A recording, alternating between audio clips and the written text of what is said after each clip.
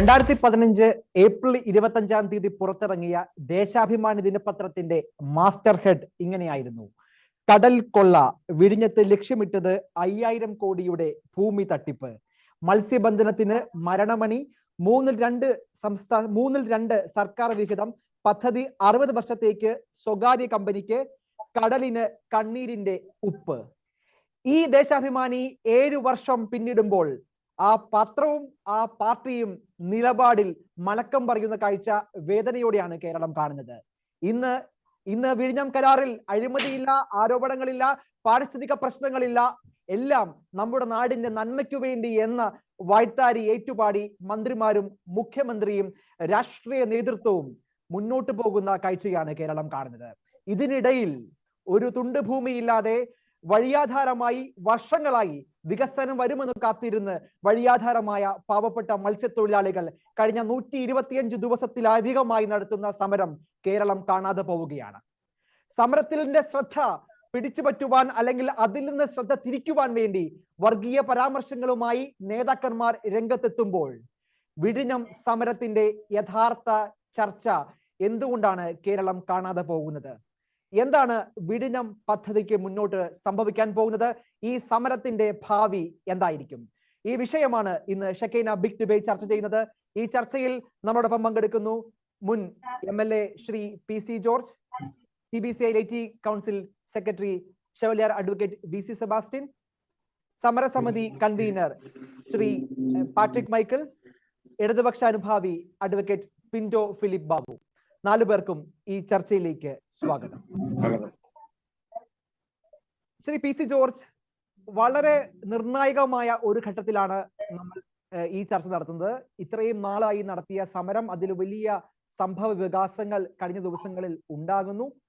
ഇന്ന് ഏറ്റവും അവസാനം പാർട്ടി സെക്രട്ടറി തന്നെ പറയുന്നത് ഈ സമരത്തിൽ നേതൃത്വം കൊടുക്കുന്ന ആളുകൾ അവർ യഥാർത്ഥ സമരസമിതി അംഗങ്ങളൊന്നുമല്ല, അവർ മറ്റെവിടുന്നോ വന്ന ആളുകളാണ്, അവർക്ക് സ്ഥാപിത താല്പര്യങ്ങളുണ്ട്, അവരെ ഒരു പറ്റം വൈദികർ പറഞ്ഞു പറ്റിക്കുകയാണ്, പാവപ്പെട്ടവരെ നിങ്ങൾ വെറുതെ വിടണം, നമ്മുടെ നാടിന്റെ വികസനത്തിനെതിരെ നിൽക്കരുത്, അല്ലെങ്കിൽ ഈ സമരത്തിന് നേതൃത്വം കൊടുക്കുന്നവരെയൊക്കെ വർഗീയവാദികളായി ചിത്രീകരിക്കുന്നത് മന്ത്രിമാർ തന്നെ നേതൃത്വം കൊടുക്കുന്നത് നമ്മൾ കണ്ടു.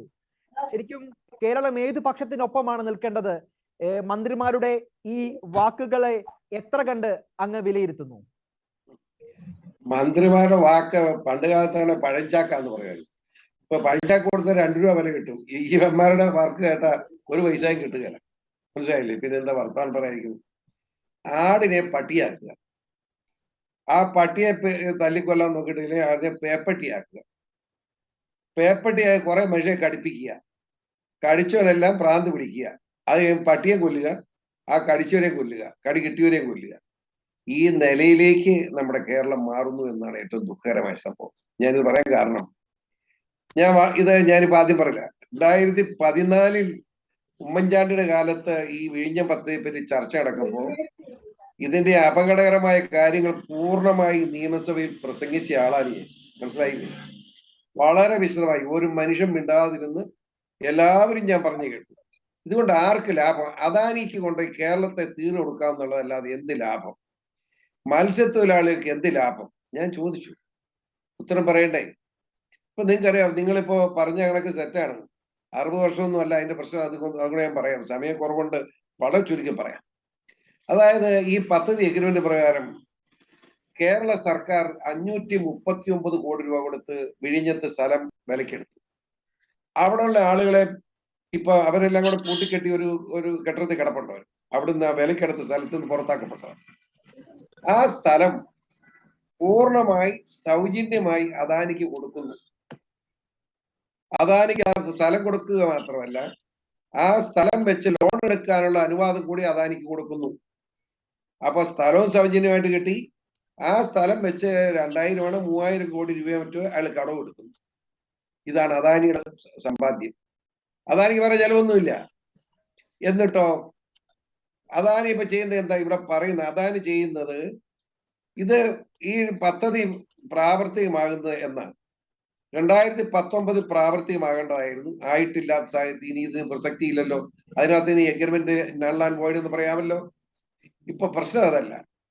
ലോകത്തിന്റെ മുമ്പിൽ ഒരു 20 വർഷം മുമ്പാണ് ഏറ്റവും പ്രധാനപ്പെട്ട പോർട്ടാകുമായിരുന്നു വിഴിഞ്ഞം പോർട്ട്. ഇപ്പം നമുക്കതിന് ആവശ്യമില്ല. നമ്മുടെ പോണ്ടിച്ചേരിയിലായി, നമ്മുടെ ശ്രീലങ്കയിലായി, അതെല്ലാം ഈ കപ്പൽ റൂട്ട് തന്നെയാണ്. അപ്പൊ പിന്നെ നമുക്ക് ഇതിനകത്ത് പ്രത്യേകത. ഈ കഴിഞ്ഞ ദിവസം ചർച്ചയിൽ ഒരാള് വിശദമായി പറയുന്നു, ഇന്ത്യ രാജ്യത്തുള്ള എല്ലാ സ്റ്റേറ്റിന്റെയും ഈ പദ്ധതി അവിടെ കിട്ടിയാവുന്ന അങ്ങനെ കിട്ടുമോ? ബോംബെയിലും കൽക്കട്ടയിലും ഒക്കെ ഉള്ള ചുമ്മാ മഠയന്മാരാണ്, അവർക്കൊന്നും വേണ്ട ഈ കാലത്ത് കൊടുക്കാൻ. ഈയനെ അബദ്ധമാക്കുക, പറയും എങ്ങനെയും ലാഭകരമാക്കാൻ വേണ്ടിയുള്ള വൃത്തികെട്ട കള്ളക്കച്ചവടം നടക്കുക. ബാക്കിയുടെ കേട്ടോ, ഈ പദ്ധതി തുടങ്ങുമ്പം പണി പൂർത്തീകരിച്ചു കഴിഞ്ഞാൽ 30 വർഷത്തേക്ക് അദാനിക്ക് ഒരു ചെലവില്ലാതെ ലാഭം മുഴുവൻ എടുത്തുകൊണ്ട് പോവാം. മനസ്സിലാക്കണം, നമ്മുടെ സ്ഥലം, നമ്മൾ 539 രൂപ എടുത്ത് മേടിച്ച സ്ഥലം, ആ സ്ഥലത്ത് പണയം വെച്ച് കിഫ്ബിന്ന് പണം എടുത്തിരിക്കുന്നു, ആ പണം ഉപയോഗിച്ചത് പണിയാണ്.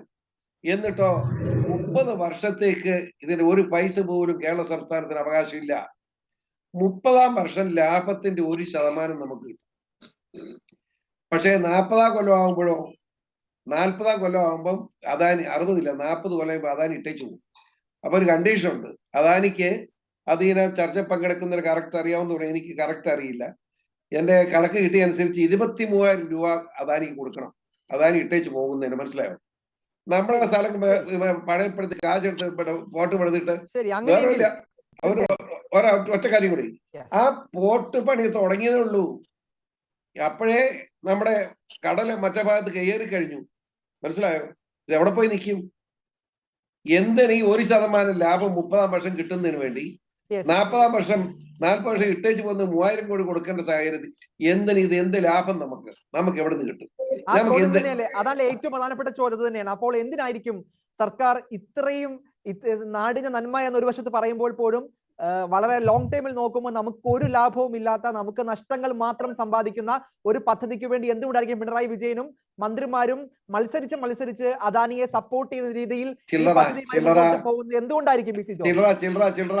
മനസ്സിലായില്ല, കോടികൾ പോക്കറ്റിൽ അടിച്ച് കയറ്റിയില്ല നാണം കെട്ടവന്മാര്. അദാനി കൊടുക്കുന്ന അദാനി കേരളം മുഴുവൻ മേടിക്കാൻ വന്നിരിക്കുക, എയർപോർട്ട് മേടിക്കുന്നു, അതുപോലെ ഇപ്പൊ വിഴിഞ്ഞ പദ്ധതി മേടിക്കുന്നു, ഇനി അവസാനം നമ്മുടെ പെണ്ണുങ്ങളെ മുഴുവൻ മേടിക്കും. അതിനെ എവിടെ കൊണ്ടുപോകുന്ന ആർക്കറിയാം? ഒന്ന് ആലോചിച്ച്, ഈ നിലയിൽ ഒരു കേരളം അധപ്പതിക്കാവോ? നമുക്ക് എന്തുണ്ട്?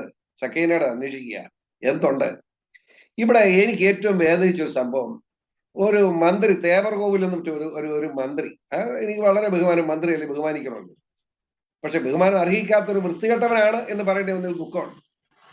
അയാള്, ഞാൻ ചോദിക്കട്ടെ, ഞാൻ ഇന്ന് സംസാരിക്കണേ കാന്തപുരം ഉസ്താദ് എന്നേ പറയുള്ളൂ. എടോ കാന്തപുരം എന്ന് ഞാൻ പറയാറില്ല. പാണക്കാട് തങ്ങൾ, വന്യനായ പാണക്കാട് തങ്ങൾ എന്നേ ഞാൻ പറയൂ. എടോ പാണക്കാടാ എന്ന് ഞാൻ വിളിക്കാറില്ല. ഇവൻ ഒരു മന്ത്രി ആയവൻ ഇന്ന് ഒരു വൈദികനെ ഫാദർ എന്ന് പറയാനുള്ള മര്യാദ കാണിക്കണ്ടേ? വൈദികൻ എന്ന് പറയണ്ടേ? എന്തൊരു വൃത്തികേടായി പറഞ്ഞു. അയാളെ പോക്കറ്റോട്ട് കൊണ്ടിട്ടേക്കാൻ ഞാൻ എന്റെ മര്യാദ കൊണ്ടായിട്ട് വർത്താനം കൂടിപ്പോയി. എനിക്ക് വരുന്നുണ്ട് മറുപടി പറയാൻ. ഇവരെ പോലെ വൃത്തികെട്ടവരൊക്കെ മന്ത്രിയാക്കി വെച്ചുകൊണ്ട് നടക്കുന്ന പിണറായിക്ക് കൊള്ളാം. എന്ത് അപകടകരമായ നിലയിലാണ് പോകുന്നത് നിങ്ങളൊന്ന് ആലോചിച്ച്. എത്ര അപകടകരമായത്! ഇവിടെ കത്തോലിക്കനോ അല്ലെ ക്രിസ്ത്യാനി എന്ന് പറഞ്ഞാലും പോക്കാണ്. ക്രിസ്ത്യാനിക്ക് ജീവിക്കണ്ട. ഒരു വൈദ്യരെ കയറി തിയോഡോറസോ പേര് വെച്ച് വിളിക്കുക. ഫാദർ എന്ന് പറയാനുള്ള മര്യാദ കാണിക്കണം ഈ വൃത്തികെട്ടവൻ. ഇവിടെ കുറെ ക്രിസ്ത്യാനി സംഘടനകൾ, ഇവനൊക്കെ എന്നാ ചെയ്യുന്നത് എനിക്കറിയത്തില്ല. എന്നോട് ക്ഷമിക്കണം ശക്കേന കേട്ടോ. ഇവിടെ ക്രിസ്ത്യാനിയുടെയും കത്തോലിക്കന്റെ ഒത്തിരി സംഘടന ഉണ്ടല്ലോ. ഇവന്മാർക്കൊക്കെ എന്നാ പണി? വാവർന്ന് വർത്താനം പറഞ്ഞ പേടിയാ, പെരയ്ക്കകത്ത് കയറി ഒളിച്ചിരിക്കുക.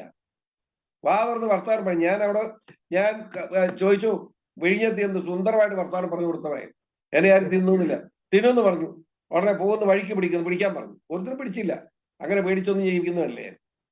ഇപ്പോഴും ഞാൻ പറയുന്നു, ഇത് ശക്തമായി പ്രതികരിക്കണം. ക്രൈസ്തവ ലോകം ഇറങ്ങിത്തിരിക്കണം. ക്രൈസ്തവ ലോകം, മനസ്സിലായില്ലേ? പാവപ്പെട്ട മത്സ്യത്തൊഴിലാളികളെ അടിച്ചു കൊല്ലുക. ക്രൈസ്തവ ലോകം മാത്രം മതിയോ? ഇത് ജനാജാതി മതസ്ഥരെ ബാധിക്കുന്ന ഒരു വിഷയമാണല്ലോ. ഇത് എല്ലാ കടലിന്റെ സ്വത്ത് എന്ന് പറയുമ്പോൾ എല്ലാ സമൂഹത്തെയും ബാധിക്കുന്ന വിഷയമല്ലേ? അപ്പോൾ എല്ലാവരും, കേരള സമൂഹം, പൊതുസമൂഹം ഒരുമിച്ച് നേരിടേണ്ട വിഷയം തന്നെയല്ലേ ശ്രീ പി സി ജോർജ്? അതാണ് യഥാർത്ഥ സത്യം. പക്ഷേ ഇവിടെ മുസ്ലിങ്ങളും ഇവിടുത്തെ ഹൈന്ദവർ ചില വിഭാഗങ്ങളും കൂടെ പറയുന്ന ഇത് മുഴുവൻ ക്രിസ്ത്യാനികളാണ് മനഃപൂർവ്വം ഉണ്ടാക്കുന്ന കള്ളത്തരമെന്നാണ്. മാത്രമല്ല ക്രൈസ്തവരായ വൈദികർക്ക് വിദേശ ഫണ്ട് കിട്ടുന്നു എന്നൊക്കെയാണ് ആരോപണം വരുന്നത്. അത് കേട്ടെ. പോപ്പുലർ ഫ്രണ്ട് എന്ന് പറഞ്ഞ ആരാ? ഇന്ത്യയിലെ നിരോധിക്കപ്പെട്ട തീവ്രവാദികളാ. ആ തീവ്രവാദികൾ തന്നെയാണ് പോപ്പുലർ ഫ്രണ്ട് ആണല്ലോ പിന്നെ SDP മാറിയത്. ആ SDP-യുടെ അധികാരത്തിൽ SDP-യുടെ പിന്തുണയുള്ള പോലും ഈ പിണറായി ഒക്കെ അധികാരത്തിൽ വന്നത്. എങ്ങനെ ഇളക്കി അധികാരത്തിൽ ഇരിക്കുന്നത്? ഈ പോപ്പുലർ ഫ്രണ്ടിന് മാറി വന്ന SDP-യുടെ പരിപൂർണ്ണ പിന്തുണ നിഷേധിക്കാമോ? എന്നിട്ട് പാവപ്പെട്ട ക്രിസ്ത്യാനി കുറവായതുകൊണ്ട് അവരെ അങ്ങ് തീർന്നേക്കാന്ന് വിചാരിച്ച് മുസ്ലിം വർഗീയത പറയുക, ഹിന്ദു വർഗീയത പറയുക, ഹിന്ദു നേതാക്കന്മാരെ കാണുക. മന്ത്രിമാർ ഓടുകയല്ലേ ഹിന്ദു നേതാക്കന്മാരെയും മുസ്ലിം നേതാക്കന്മാരെ കൂടെ കൂടിക്കൊണ്ട മന്ത്രിമാരെ. ഇത് നിർത്താൻ സമയമായി. അതുകൊണ്ടാണ് ഞാൻ പറഞ്ഞത് ക്രൈസ്തവ ലോകത്തിനൊരു കടമയുണ്ട്. ആ കടമ ക്രൈസ്തവ ലോകം നടപ്പാക്കുന്നില്ല എന്ന പരാതി പരസ്യമായി തന്നെ ഞാൻ തീർച്ചയായും വളരെ പ്രധാനപ്പെട്ട ചിന്തയാണ് പങ്കുവച്ചത് ശ്രീ പി സി ജോ. തിരിച്ചു വരാം. Chevalier advocate V C Sebastian, നമ്മൾ ഇതിന്റെ ഏറ്റവും ഒടുവിൽ നമ്മൾ പാർട്ടി സെക്രട്ടറിയുടെ ഇടതുപക്ഷത്തിന്റെ സെക്രട്ടറിയുടെ പത്ര സമ്മേളനം ആണ് നമ്മൾ കേട്ടുകൊണ്ടിരുന്നത്.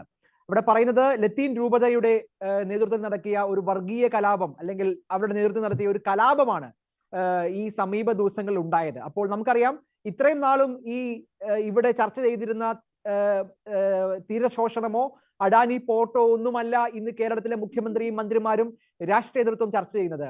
അവർ ചർച്ച ചെയ്യുന്നത് കഴിഞ്ഞ ദിവസങ്ങളിൽ ഉണ്ടായ ഒരു കലാപത്തിന് സമാനമായിട്ടുള്ള ഒരു സംഭവമാണ്. ആ സംഭവം ഉയർത്തിപ്പിടിച്ചുകൊണ്ടാണ് ഇപ്പോൾ ലത്തീൻ സഭയ്ക്കെതിരെയും ഒപ്പം തന്നെ ഈ മത്സ്യത്തൊഴിലാളികൾക്കെതിരെയും തിരിഞ്ഞുകൊണ്ടുള്ള പ്രതികരണം ഔദ്യോഗികമായിട്ടുള്ള പാർട്ടി സെക്രട്ടറിയുടെ ഭാഗത്തു നിന്ന് വരുന്നു. അങ്ങനെയെങ്കിൽ ഇതിന്റെ സൂചന എന്താണ്? ഏത് വിധേയനെയും ഈ സമരത്തെ അടിച്ചമർത്താൻ, അതിൽ ചില മതത്തിന്റെ ഇലമെന്റുകൾ കൃത്യമായി തിരികെ കയറ്റി അടിച്ചമർത്താനുള്ള ബോധപൂർവമായ ശ്രമമല്ലേ ഇപ്പോൾ നടന്നുകൊണ്ടിരിക്കുന്നത്? നിതിൻ, വിഴിഞ്ഞത്ത് നടക്കുന്ന സമരം ക്രൈസ്തവ സമരമോ കത്തോലിക്ക സഭയുടെ സമരമോ അല്ല. അതെ, അതൊരു ജനകീയ പ്രശ്നമാണ്. വിഴിഞ്ഞൻ മേഖലയിലുള്ള മത്സ്യത്തൊഴിലാളികൾ നേരിടുന്ന വലിയ ഒരു പ്രശ്നത്തെയാണ്, അത് പൊതുസമൂഹത്തിന്റെ ഒരു പ്രശ്നമായിട്ട് തന്നെ കണ്ടുകൊണ്ടാണ് നാം നേരിടേണ്ടത്. എങ്ങനെ അവിടെ ക്രൈസ്തവ വൈദികർ വന്നു എന്നുള്ളത് നമ്മൾ കാണേണ്ടതാണ്. അത് മറ്റൊന്നുമല്ല, ആ മേഖലയിൽ ജനിച്ചു വീണ് അവിടെ ജീവിച്ച് അവരോടൊപ്പം കഴിഞ്ഞുകൂടുന്ന വൈദികര് അത് മതമോ ജാതിയോ ഒന്നും നോക്കാതെ അവിടുത്തെ പൊതുസമൂഹത്തിന് വേണ്ടി മുന്നോട്ട് വന്നു എന്നുള്ളത് അവരെ നമ്മൾ അഭിനന്ദിക്കേണ്ടതാണ്. അവരെ അവഹേളിക്കുകയല്ല ചെയ്യേണ്ടത്. ഇവരെയൊക്കെ രാജ്യദ്രോഹികൾ എന്ന രീതിയിൽ മുദ്ര കൂത്തുന്ന രാഷ്ട്രീയ പാർട്ടികളുടെ ആ മനോഭാവം ഉണ്ടല്ലോ, അതാണ് നമ്മൾ ആദ്യമായിട്ട് തിരുത്തണം എന്നാവശ്യപ്പെടുന്നത്.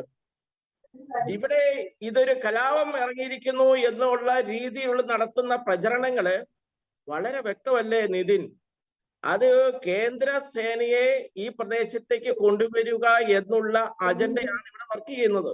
മാത്രമല്ല ഇന്ന് കോടതിയിൽ അത് പറഞ്ഞല്ലോ, കോടതിയിൽ അതിനെ കുറിച്ച് പറഞ്ഞല്ലോ. കേന്ദ്രസേന വരുന്നതിന് എതിർപ്പില്ല എന്ന് സർക്കാർ പറഞ്ഞിട്ടുണ്ട്. സർക്കാർ രേഖാമൂലം അത് എഴുതി കൊടുക്കുകയാണെങ്കിൽ ബുധനാഴ്ച വരുന്ന വിധിയിൽ അത് ഉണ്ടാവുകയും ചെയ്യും. അതാണ് സംസ്ഥാന സർക്കാരിന്റെ ആത്യന്തികമായ ലക്ഷ്യം. അത് ഞങ്ങളല്ല, കേന്ദ്രസേന വന്നു, അവരാണ് ബാക്കി കാര്യങ്ങൾ ചെയ്തിരുന്നത്. ഇതൊന്ന് വരുത്തി തീർക്കുവാൻ വേണ്ടിയുള്ള ആസൂത്രിത ശ്രമങ്ങളാണ് ഇപ്പോൾ നടക്കുന്നത് എന്നുള്ളത് സാമാന്യ ബുദ്ധിയോടെ എല്ലാവർക്കും അറിയാം. അങ്ങനെയെങ്കിൽ കഴിഞ്ഞ ആഴ്ച ഉണ്ടായ കലാപത്തെയും അങ്ങനെയാണോ കാണുന്നത്? തീർച്ചയായിട്ടും ആസൂത്രിതമായിരുന്നു അത് എന്നാണോ അങ്ങ് പറയുക? അതുകൊണ്ടാണ് സമരസമിതിയുടെ നേതൃത്വം വഹിക്കുന്ന ജൂജിൻ പെരേര അച്ഛൻ വളരെ വ്യക്തമായിട്ട് പറഞ്ഞു, ഈ കലാപത്തെക്കുറിച്ചും ഇവർ പറയുന്ന പോലീസ് സ്റ്റേഷൻ അക്രമത്തെക്കുറിച്ചുമൊക്കെ ജുഡീഷ്യൽ അന്വേഷണം നടത്തുക. എന്തുകൊണ്ടാണ് സംസ്ഥാന സർക്കാർ തയ്യാറാകാത്തത്? അവരത് ശ്രമിക്കത്തില്ല. ഇനി രാജ്യദ്രോഹികളാണ് എന്നുള്ളൊരു മുദ്രകുത്തലാണ് ഇവിടെ എല്ലാം വന്നിരിക്കുന്നത്. എന്തൊരു മോശപ്പെട്ട പദപ്രയോഗമാണ് ആ പാവപ്പെട്ട മത്സ്യത്തൊഴിലാളികളെ കുറിച്ച് പറയുന്നത്. നമ്മളൊന്ന് അറിയണം, നമ്മൾ മറക്കരുത്. 2018 പ്രളയത്തില് എല്ലാം നഷ്ടപ്പെട്ടുകൊണ്ടിരുന്ന ഒരു ജനസമൂഹത്തിന്റെ മുമ്പിലേക്ക് എല്ലാം മറന്ന് കടന്നു വന്ന കേരളത്തിന്റെ സൈന്യമെന്ന് വിശേഷിപ്പിച്ച മനുഷ്യരാണോ രാജ്യദ്രോഹികള്? ആ തിരുവനന്തപുരത്തെ കളക്ടറുടെ ഒരു പ്രസംഗം ഷെക്കീന TV ശ്രദ്ധിച്ചിട്ടുണ്ടാവും. എന്ത് ചെയ്യണമെന്നറിയാതെ നിസ്സഹായതയിൽ ഇരിക്കുന്ന സന്ദർഭത്തിലാണ് ഫാദർ തിയോഡിൻ വിളിച്ചു പറഞ്ഞു, ഞങ്ങളുണ്ട് കൂട്ടത്തിൽ.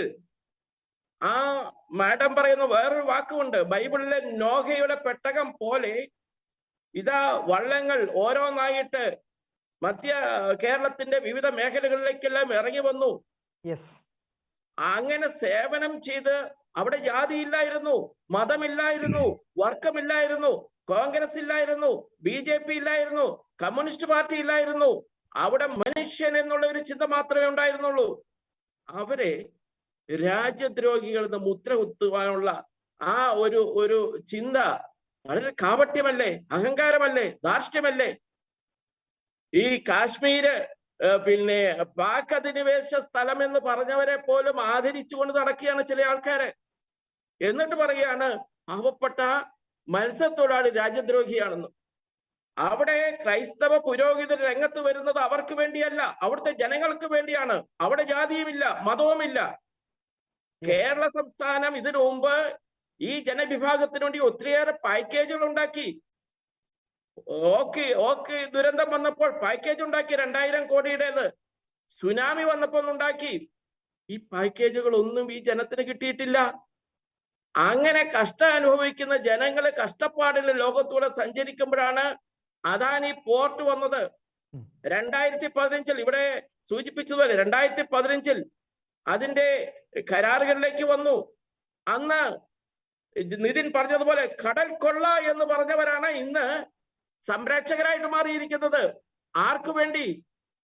ഈ കടൽ കൊള്ള എന്ന് പറയുന്ന ദേശാഭിമാനി വന്ന ലേഖനത്തിന് തുടർച്ചയായിട്ട് പ്രതിഷേധങ്ങളുമായിട്ട് ഇന്ന് ഭരണത്തിലിരിക്കുന്നവർ പോയപ്പോൾ അദാനി പോയി. എങ്ങോട്ടാ പോയത്?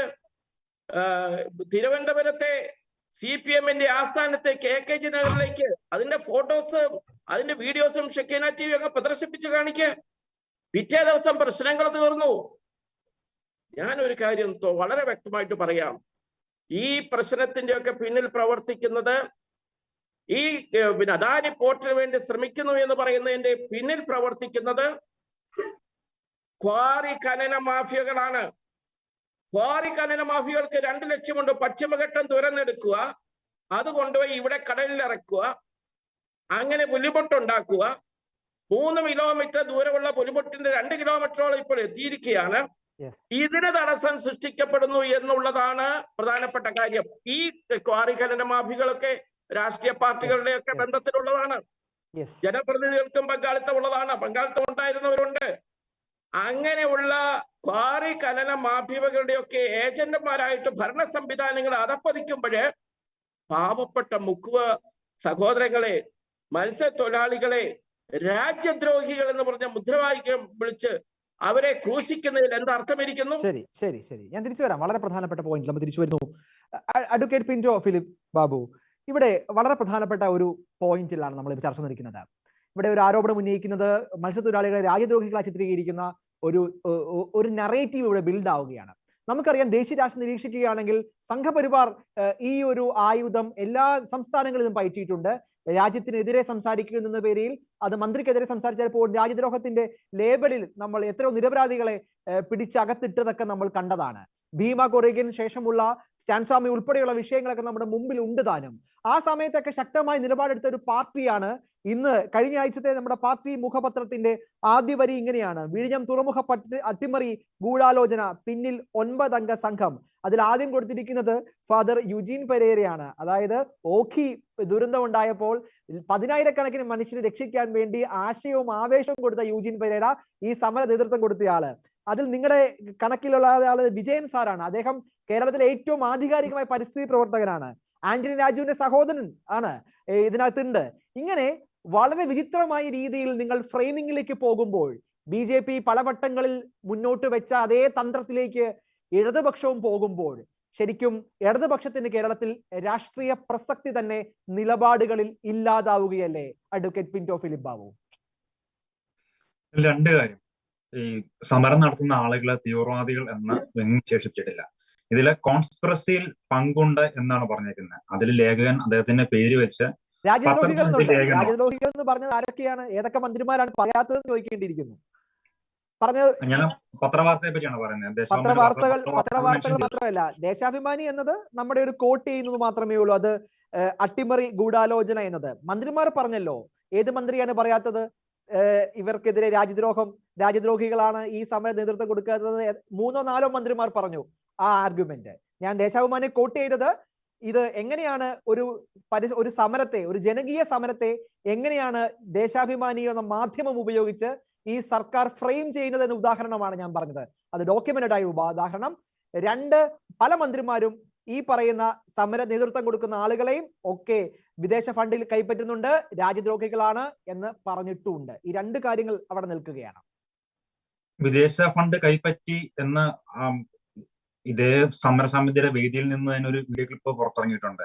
ദുബായ് ഷെയ്ഖ് വലിയൊരു എമൗണ്ട് പൈസ നൽകിയിരിക്കുന്നു. ആ വീഡിയോയെ കുറിച്ചുള്ള കൃത്യമായ ക്ലാരിറ്റി ഇവിടെ ദുബായ് ഷെയ്ഖിന്റെ കാര്യമായിരിക്കും ഈ അഡ്വക്കേറ്റ് ഫിലിപ്പ് പറയുന്നത്. തീർച്ചയായിട്ടും അത് സമരസമിതി അതിനെ കൃത്യമായി മറുപടി ഓടി തന്നിട്ടുണ്ട്. ഈ ചർച്ചയിൽ തരും ഞാൻ വിചാരിക്കുന്നു. യെസ്, തുടരാം ഫിലിപ്പ് പിന്റോ, തുടരാം.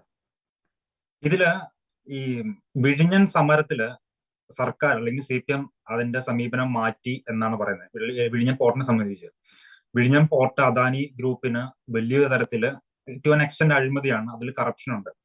ആ കറപ്ഷൻ എഗ്രിമെന്റ് ഒപ്പിട്ടത് ഉമ്മൻചാണ്ടി സർക്കാരാണ്. ആ സർക്കാരിന്റെ ഭാഗമായിരുന്ന PC ജോർജ് സാർ തന്നെയാണ് ഇത് പറയുന്നത്. അപ്പൊ അദ്ദേഹത്തിനും അന്ന് ക്യാബിനറ്റ് റാങ്കുള്ള ചീഫ് വിപ്പ് ആയിരുന്നു അദ്ദേഹത്തിന് അതില് ധാർമ്മികമായ പങ്കുണ്ട്, അല്ലെങ്കിൽ ആ ഇതിലുണ്ട്. അന്ന് സുഹൃത്തെ, അന്ന് നിയമസഭയിൽ എതിരായിട്ട് പ്രസംഗിച്ച ആളാ ഞാൻ. ഇത് അഗ്രിമെന്റ് വെക്കാൻ പാടില്ലെന്ന് കേട്ടോ, ഞാൻ അനുകൂലിച്ചിട്ടില്ല. അങ്ങനെ ആണെങ്കിൽ പോലും അദ്ദേഹത്തിന്റെ പാർട്ടായ മന്ത്രിസഭയാണ് അത് അംഗീകരിച്ചത്. ഞാൻ രാജിവെച്ച് പിരിഞ്ഞല്ലോ ഈ സ്ഥാനം. ചീഫ് സ്ഥാനം രാജിവെച്ച് പിരിഞ്ഞു. ഇതൊന്നും അറിഞ്ഞിട്ടില്ലേ? 2015 എൻഡിലാണ് എതിർത്തിട്ടുണ്ടായിരുന്നു ശ്രീ PC ജോർജ്. തുടരാം ഫിലിപ്പ്, അഡ്വക്കേറ്റ് പിന്റോ.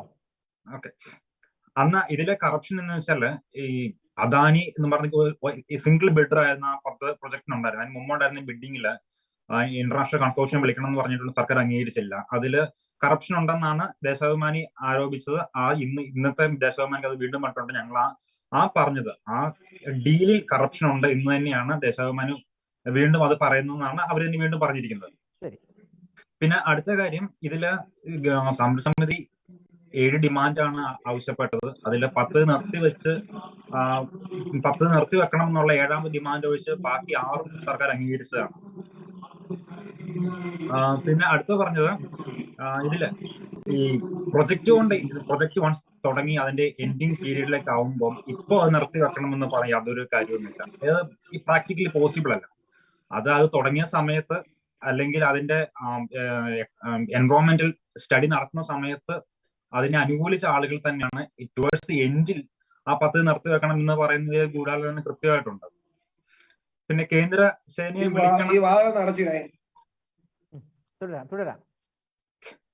കേന്ദ്ര സേനയെ വിളിക്കണം എന്നുള്ളത് ഇതിലൊരു പൊളിറ്റിക്കൽ അജണ്ടയുണ്ട്. അതായത് ഈ കമ്മ്യൂണിറ്റി ആണല്ലോ. വിഴിഞ്ഞം സീപോർട്ടിൽ നിന്ന് 12 കിലോമീറ്റർ മാറിയിട്ടാണ് ചെറിയതുറ വലിയതുറ പ്രദേശങ്ങളൊക്കെ വരുന്നത്. കടൽ ശോഷണം ഉണ്ടെങ്കിൽ അവർക്ക് അതിൻ്റെതായ ഫോറങ്ങളിൽ അത് ഉന്നയിക്കാം. അതിന്റെ എക്കണോമിക് ഫീസിബിലിറ്റി സ്റ്റഡികളുടെ സമയത്ത് എൻവയോൺമെന്റൽ സ്റ്റഡി ഉണ്ടായിരുന്ന സമയത്ത് അത് ഉന്നയിക്കണമായിരുന്നു. അല്ലെങ്കിൽ അത് എത്ര വർഷങ്ങൾ അതിനെ അനുകൂലിച്ചവർ തന്നെയാണ് ഇപ്പൊ അത് എതിർത്ത് പറയുന്നത്. ഈ ഒരു ഘട്ടത്തിൽ ആ പ്രൊജക്ട് നിർത്തിവെക്കാൻ പറ്റത്തില്ല എന്നുള്ളതാണ് സർക്കാരിന്റെ നിലപാട്. അത് ഒരിക്കലും പ്രാക്ടിക്കലി പോസിബിൾ അല്ലെങ്കിൽ പിന്റോ പറയുന്നതിന്റെ വളരെ സിമ്പിൾ ആയ ഒരു സമ്മറി എന്ന് പറഞ്ഞാൽ, ഇത് നേരത്തെ പറഞ്ഞിരുന്നെങ്കിൽ വിശാല മനസ്കരായ സർക്കാർ, എല്ലാ പാവങ്ങളെയും ചേർത്ത് പിടിക്കുന്ന സർക്കാർ ഈ സമരത്തിന് ആയിക്കോട്ടെ, നിങ്ങൾ ഇതിനെതിരെ അനുവദിക്കുകയില്ല. നിങ്ങൾക്ക് ഇത് പ്രശ്നം, അതായത് നിങ്ങൾ ആരും പ്രതികരിക്കാത്തത് കൊണ്ടാണ് ഇടതുപക്ഷം ഇതിന് മുന്നോട്ട് പോയത്. അതായത് നിങ്ങൾ ആരോപിക്കുന്ന 5000 കോടിയുടെയും 10000 കോടിയുടെയും അഴിമതി നിങ്ങൾ അതേ നിലയിൽ നിലനിർത്തിക്കൊണ്ട് മുന്നോട്ട് പോകുമ്പോൾ നിങ്ങൾക്ക് എത്ര കിട്ടിയെന്ന് ആളുകൾ ചോദിച്ചാൽ അവരെ നമുക്ക് കുറ്റം പറയാൻ പറ്റില്ല. ശ്രീ പിന്റോ, നിങ്ങൾക്ക് എത്ര കിട്ടിയെന്ന് ആളുകൾ ചോദിച്ചാൽ ഈ പ്രൊജക്ട് ഇംപ്ലിമെന്റ് ചെയ്ത സർക്കാരിനെയാണ് കുറ്റപ്പെടുത്തേണ്ടത്. അവർക്കെതിരെ ഒരു ചോദ്യചരങ്ങൾ പോലും ആരും ഉന്നയിക്കുന്നില്ല. അതായത് ആ എഗ്രിമെന്റിന്റെ പ്രശ്നങ്ങൾ അതേപടി തുടർന്നോട്ടെ, അതേ അഴിമതി നടന്നോട്ടെ, അത് പ്രശ്നമല്ല എന്ന നിലപാട് ഇടതുപക്ഷം എടുക്കുമ്പോൾ അതിൽ ഇടതുപക്ഷം സംശയിക്കേണ്ടതാണ് അഡ്വക്കേറ്റ് പിന്റോ പറയുന്നത്. ഒരു സർക്കാർ ഒരു എഗ്രിമെന്റ് ഒപ്പിട്ട് കഴിഞ്ഞാൽ അടുത്ത സർക്കാർ വന്നു കഴിഞ്ഞാൽ ആ എഗ്രിമെന്റ് വിഡ്രോ ചെയ്യാൻ പറ്റത്തൊന്നുമില്ല.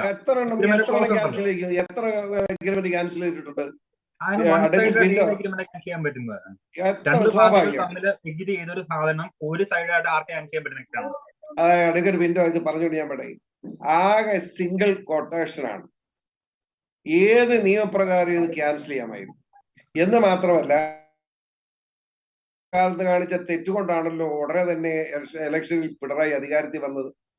പിണറായി അധികാരത്തിൽ വരുന്ന നിമിഷം വരെയും ഇതിനെതിരാണല്ലോ. ഇപ്പൊ പറഞ്ഞു 7 കാര്യങ്ങളിൽ 6 സമ്മതിച്ചു, ഇത് മാത്രം സമ്മതിക്കാത്തുള്ളെന്ന്. അല്ല, 6 കാര്യങ്ങൾ വേറെ പലത്. 7ാമത്തെ കാര്യം എന്താ, ഞാൻ സംസാരിച്ചതല്ലേ. അതായത് ഇവിടുന്ന് പൊടിയഴിക്കപ്പെടുന്ന ഈ പദ്ധതി വരുമ്പോൾ നിരാലംബരാകുന്ന ആയിരക്കണക്കിന് മത്സ്യത്തൊഴിലാളികൾ അവരെ പുനരധിവസിപ്പിക്കാൻ കഴിയുമോ എന്ന ചോദ്യം 7ാമതായിട്ട് വെച്ചു. അപ്പൊ അതിന് പിണറായി പറഞ്ഞ മറുപടി എന്താ, അത് ഇവിടെ എഗ്രിമെന്റിനകത്ത് ഇതിന്റെ പ്രോജക്ട് റിപ്പോർട്ടിൽ അങ്ങനെ പുനരധിവസിപ്പിക്കുന്ന കാര്യം പറഞ്ഞിട്ടില്ലാത്തതുകൊണ്ട് ആ കാര്യം ചർച്ച ചെയ്യാൻ ഞാനില്ല എന്ന് പിണറായി പറഞ്ഞപ്പോ തീർന്നില്ലേ? ആ പോയിന്റിലാണ് വഴക്കായത്. ആ പോയിന്റിലാണ് അവിടുത്തെ പാവപ്പെട്ട മത്സ്യത്തൊഴിലാളി സമരമായിട്ട് ഇറങ്ങിയത്. ജീവിതം പോയി എന്ന് മനസ്സിലായി. ജീവിക്കണ്ടേ? ജീവിക്കാൻ വേണ്ടിയുള്ള പോരാട്ടമല്ലേ? അതിനിങ്ങനെ വഴക്കുണ്ടാക്കിയാലോ? ഞാൻ ഒരു സംശയം വേണ്ട, ഇത് വളരെ ദുഃഖകരമാണ്. ഞാൻ ആത്മാർത്ഥമായിട്ട് പറഞ്ഞു, ഇത് തെറ്റാണ്, ചെയ്യരുത് ഇത്. ശരി, അഡ്വക്കേറ്റ് പിന്റോ തുടരാം. പോർട്ട് അറൌണ്ട് ഒരു 90% കംപ്ലീഷൻ ആയി. അടുത്ത കൊല്ലം അത് ഫിനിഷിംഗ് പോയിന്റിൽ ഇരിക്കുന്ന സമയത്ത് ഇനി ആ പോർട്ട് നിർത്തി വെച്ചത് കൊണ്ടോ അതിന്റെ എല്ലാ പ്രോസസ്സും കഴിഞ്ഞ സ്ഥിതിക്ക് ഇനി അത് നിർത്തിച്ചുകൊണ്ട് എന്ത് പ്രയോജനമുള്ളൂ? ഒരു പ്രയോജനമില്ല. ഇനി നമുക്ക് അടുത്ത് ചർച്ച ചെയ്യാൻ പറ്റുന്നത് ഇതിന്റെ ഇമ്പാക്ട് എങ്ങനെ കുറയ്ക്കാം, അവിടെ ഉള്ള ആളുകൾക്ക് എങ്ങനെ ഒരു റീഹാബിലിറ്റേഷൻ നടത്താൻ പറ്റും എന്നുള്ളതിനെ പറ്റിയാണ് ചർച്ച വേണ്ടത്. അല്ലാതെ ഒരു പോലീസ് സ്റ്റേഷൻ ആക്രമിച്ചുകൊണ്ടോ മന്ത്രിയെ വിളിച്ചുകൊണ്ടോ തിരിച്ച് അങ്ങോട്ടും ഇങ്ങോട്ടും ആക്രമിച്ചുകൊണ്ടൊന്നും കാര്യമില്ല. ഇനി നെക്സ്റ്റ് എന്ത് എന്നുള്ള ഒരു പ്രാക്ടിക്കൽ ആയിട്ടുള്ള ചിന്തയാണ് ഉണ്ടാവേണ്ടത്. പിന്നെ ഞാൻ ചോദിച്ചോട്ടെ, ഞാൻ ഒറ്റ ഈ കേരളത്തില് ഏതാണ്ട് വലിയ കാശ്മീർ യുദ്ധം നടക്കുന്ന പോലെ അവിടെ മത്സ്യത്തൊഴിലാളികളല്ലേ ഉള്ള അവിടെ, പ്രത്യേകിച്ച് ഈ പിണറായി അധികാരത്തിൽ കൊണ്ടുവന്ന SDPIയുടെ ഉൽപ്പന്നമാണല്ലോ പോപ്പുലർ ഫ്രണ്ട്. അവരും മത്സ്യത്തൊഴിലാളികളുടെ കൂടാലോചന നടത്തി എന്നുള്ള വൃത്തികേട് പറയുന്നത് എന്തൊരു ന്യായമാണ്? ഞാൻ ചോദിക്കുന്നത്, ഈരാറ്റുപേട്ട നിറയെ പോലീസ് അങ്ങോട്ട് പറക്കുകയാണ്. അങ്ങനെയാണ് ഞാൻ അറിഞ്ഞ് ഇത്രയും വലിയ കുഴപ്പമെന്ന്. എന്തിനാ പാവപ്പെട്ട മത്സ്യത്തൊഴിലാളി അവിടെ കൊത്തിയിരിക്കുന്ന പാവങ്ങൾ, അവരെ അടിച്ചു കൊല്ലാൻ വേണ്ടി ഈ കേരള സംസ്ഥാനത്തെ മുഴുവൻ പോലീസ് സ്റ്റേഷനിൽ നിന്നും പോലീസിനും അങ്ങോട്ട് പോരാൻ പറയുക. അത് മാത്രോ, ലീവിലായിരുന്ന പോലീസ് ഉദ്യോഗസ്ഥന്മാരുടെ മുഴുവൻ ലീവ് ക്യാൻസൽ ചെയ്ത് ചാർജ് എടുക്കാൻ പറയുക. എന്താ ഇത്? ഇത് ഇന്ത്യ ചൈന യുദ്ധം പോലെ, ഇന്ത്യ പാകിസ്ഥാൻ യുദ്ധം പോലുള്ള യുദ്ധം വല്ലതാണോ ഇത്? നമ്മുടെ മക്കളല്ലേ പോലീസ് സ്റ്റേഷൻ, എന്തിനാ പോലീസ് അങ്ങോട്ട് ചെന്നത്? പോലീസ് സ്റ്റേഷൻ ആക്രമിച്ചു നമ്മൾ എങ്ങനെ സംഭവിച്ചു? പോലീസ് അവിടെ കയറി അവരുടെ പന്തൽ മുറിച്ച് മൃഗീയമായി മർദ്ദിച്ച് 30ഓളം അവർ ആശുപത്രിയിലാണ്. അപ്പോഴാണ് രണ്ടും കെട്ട് ഏതായാലും ചാവും എന്നാ കൊന്നേക്കാന്ന് പറഞ്ഞ് അവരും കയറി. അത് എന്തിനുണ്ടാക്കി? തലയ്ക്ക് വെളിവ് വേണം ഭരിക്കുന്നവന്മാർ, മനസ്സിലായോ? ക്ഷമിക്കണം, പറയും. തിരിച്ചു വരാം. അഡ്വക്കേറ്റ് ഫിലിപ്പ് കണ്ടിന്യൂ ചെയ്യണോ? പിന്റോ വരുന്നത് കാര്യം പി.സി. ജോർജ് സാറ് ഈ ഘട്ടത്തിൽ, ഇതിന് മുമ്പ് ഘട്ടത്തിൽ മത്സരിച്ചപ്പോൾ സാറിന് SDPIയുടെ പിന്തുണ ഉണ്ടായിരുന്നു.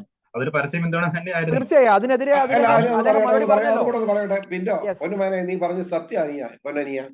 പക്ഷേ അവര് ഇവിടെ ഒരു കൊലപാതകം നടത്തിയപ്പോ ഞാൻ പറഞ്ഞു ഇനി സാധ്യമല്ല എന്ന് പറഞ്ഞു. നമ്മുടെ മഹാരാജാസ് കോളേജിലെ ഒരു ചെറുപ്പക്കാരൻ പട്ടികജാതി SFIയുടെ നേതാവിനെ കുത്തിക്കൊന്നു 22 പോപ്പുലർ ഫ്രണ്ടുകാര്. അന്നേരം ഞാൻ പറഞ്ഞു ഗുഡ് ബൈ, നിങ്ങളുമായിട്ട് ഇനി ഒരു ബന്ധം വേണ്ട, എനിക്ക് ഞാൻ തിരിച്ചു വരാം. നമുക്ക് തിരിച്ചു വരാം. സമരസമിതി അധ്യക്ഷൻ, സമരസമിതിയുടെ കൺവീനർ നമ്മുടെ കൂടെ ചർച്ചയിൽ പങ്കെടുക്കുന്നു. ഇവിടെ പിന്റോ ഫിലിപ്പ് ബാബു പറഞ്ഞൊരു ചോദ്യം പ്രസക്തമല്ലേ? ഈ സമരം, ഈ ഒരു പോർട്ടിന്റെ നിർമ്മാണം ഇത്രയും നാളായി മുന്നോട്ട് പോകുന്നു. പിന്റോ പറയുന്നതനുസരിച്ച് അതിന്റെ ഫിനിഷിംഗ് പോയിന്റിലേക്ക് അതൊന്നും എത്തിയിട്ടില്ല, അത് മറ്റൊരു യാഥാർത്ഥ്യം.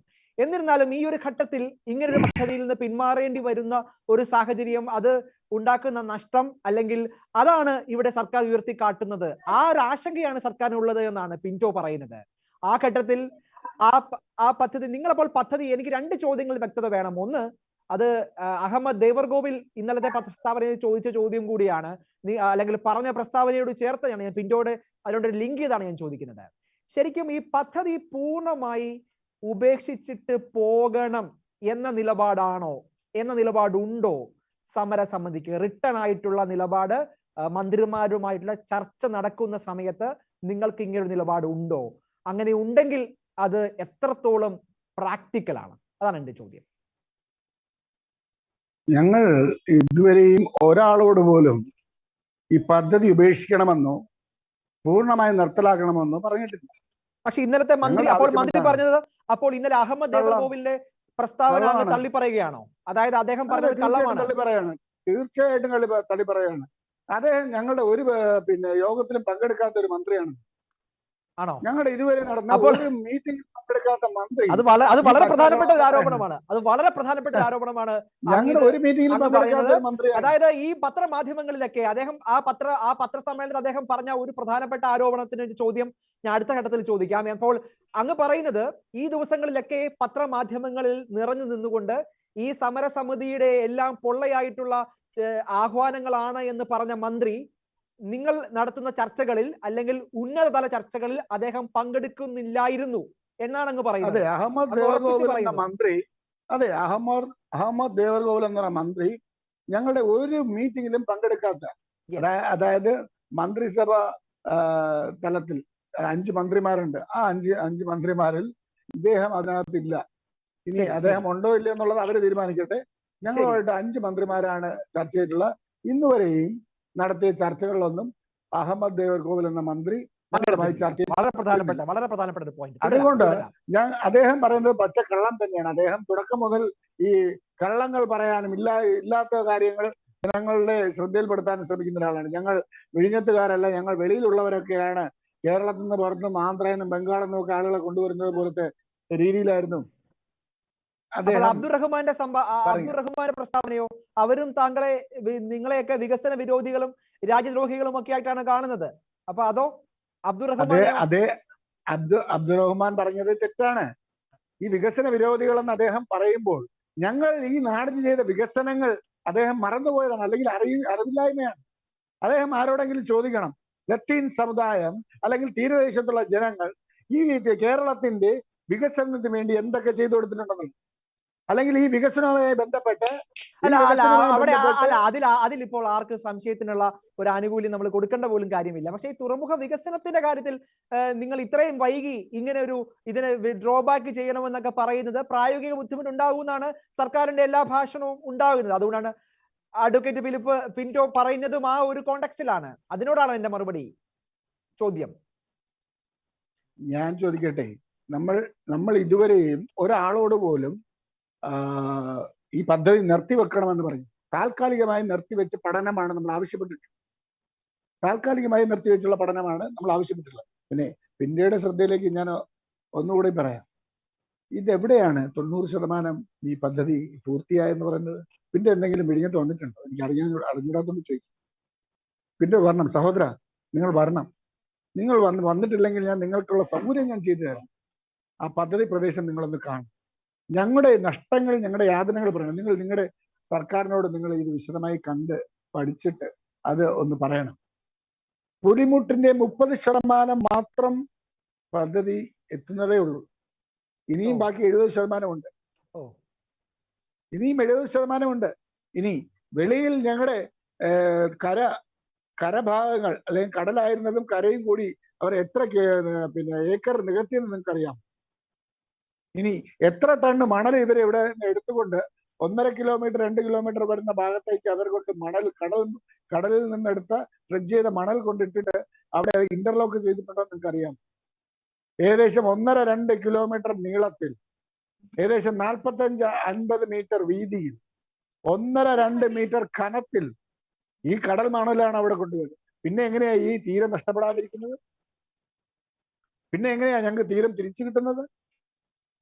ഒരു സമയത്ത്, അതായത് മിക്കവാറും കർക്കിടകം ഉണ്ടാവുമ്പോൾ, അതായത് ഈ ജൂൺ ജൂലൈ ഓഗസ്റ്റ് മാസങ്ങളിൽ കടലിന്റെ ഗതി അനുസരിച്ച് വടക്ക് നിന്നും തെക്കോട്ട് മണലിൽ ഒരു സഞ്ചാരം. അപ്പോഴത്തേക്കാണ് ഞങ്ങളുടെ തീരങ്ങൾ നഷ്ടപ്പെടുന്നത്. അത് കഴിഞ്ഞാൽ ഓഗസ്റ്റ് സെപ്റ്റംബർ ഒക്ടോബർ നവംബർ മാസങ്ങളിൽ, ഡിസംബറോടുകൂടി അത് പൂർണ്ണമാകും. മാസങ്ങളിൽ തിരിച്ചു വരണം. തിരിച്ചു വരാൻ മണലെവിടെ?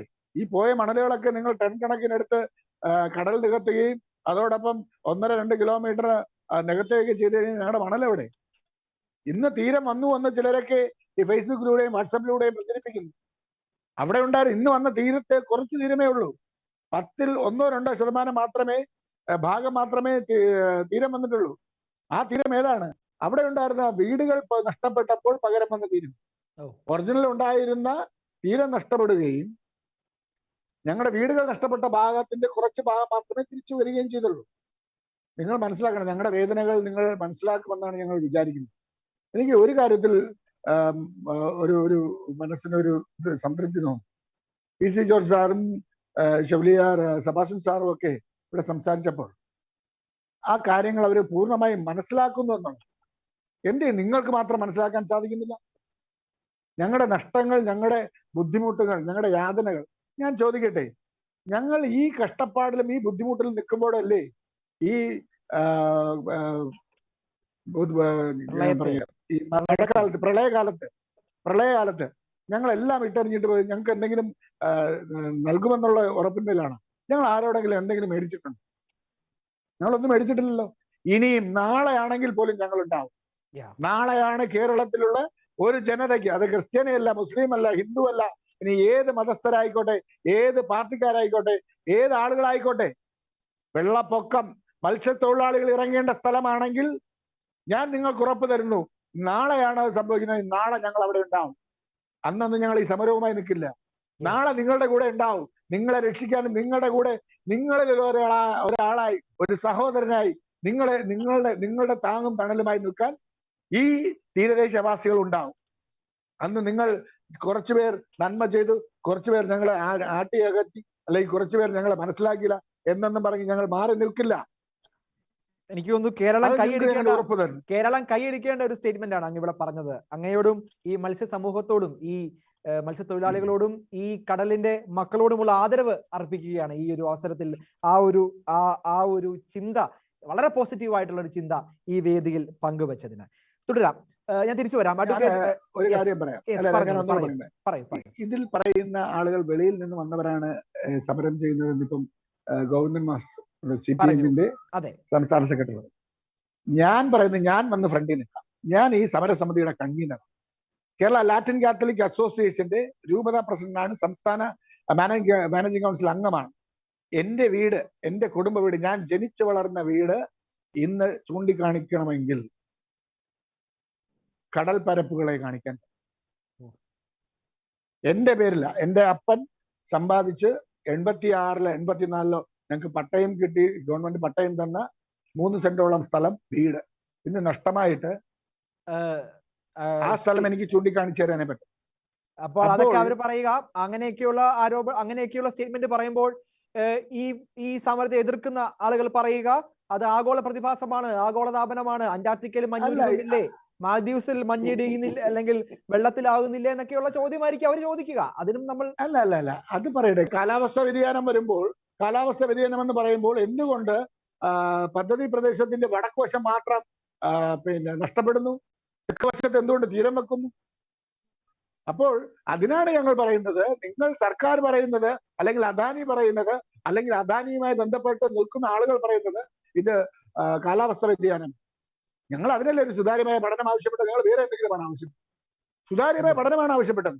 3 മാസം നിർത്തിവെച്ചുകൊണ്ട്, താൽക്കാലികമായി നിർത്തിവെച്ചു, ഒരു 3 മാസമാണ് നമ്മൾ ആ പീരീഡ് ഉദ്ദേശിച്ചത്. താൽക്കാലികമായി നിർത്തിവെച്ചുകൊണ്ട് സർക്കാരും സമരസമിതി പറയുന്ന ആളുകളുമായി ഒരുമിച്ച് നിന്നുകൊണ്ട് ഒരു പഠനം സുതാര്യമായി നടത്തണമെന്നാ പറയും. ആ പഠനത്തിൽ അറിയാൻ സാധിക്കുമായിരുന്നല്ലോ കാലാവസ്ഥ വ്യതിയാനമാണോ അതല്ലെങ്കിൽ ഈ പദ്ധതി വന്നതുകൊണ്ട് പദ്ധതിയുടെ ആഘാതമാണോ എന്നുള്ളത് നമുക്ക് അറിയാൻ സാധിക്കില്ലായിരുന്നു. ഞങ്ങൾ 135 ദിവസമായി ഞങ്ങൾ സമരത്തിലാണ്.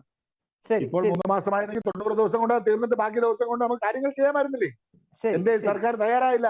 ഇപ്പൊ എന്തിനാ ഞങ്ങൾ അടിച്ചൊതുക്കാൻ ശ്രമിക്കുന്നത്? ഞങ്ങൾ എന്ത് തെറ്റാണ് ചെയ്തത്? സർക്കാർ ചെയ്യേണ്ട കാര്യങ്ങൾ ഓർമ്മപ്പെടുത്തിയതാണോ ഞങ്ങൾ ചെയ്ത തെറ്റ്? സർക്കാർ ചെയ്യേണ്ട കാര്യങ്ങൾ ചെയ്യുന്നില്ല എന്ന് പറഞ്ഞതാണോ ഞങ്ങൾ ചെയ്ത തെറ്റ്?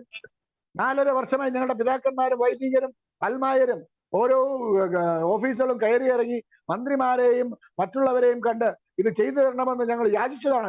ശരി, ഞാൻ തിരിച്ചു വരാം. ശ്രീ PC ജോർജ്, നമ്മൾ ഈ ഒരു ഘട്ടത്തിൽ ഈ കഴിഞ്ഞ ദിവസം മുഖ്യമന്ത്രി പറഞ്ഞ പ്രസ്താവന കൂടി ചേർത്ത് വായിക്കേണ്ടതായിട്ടുണ്ട്.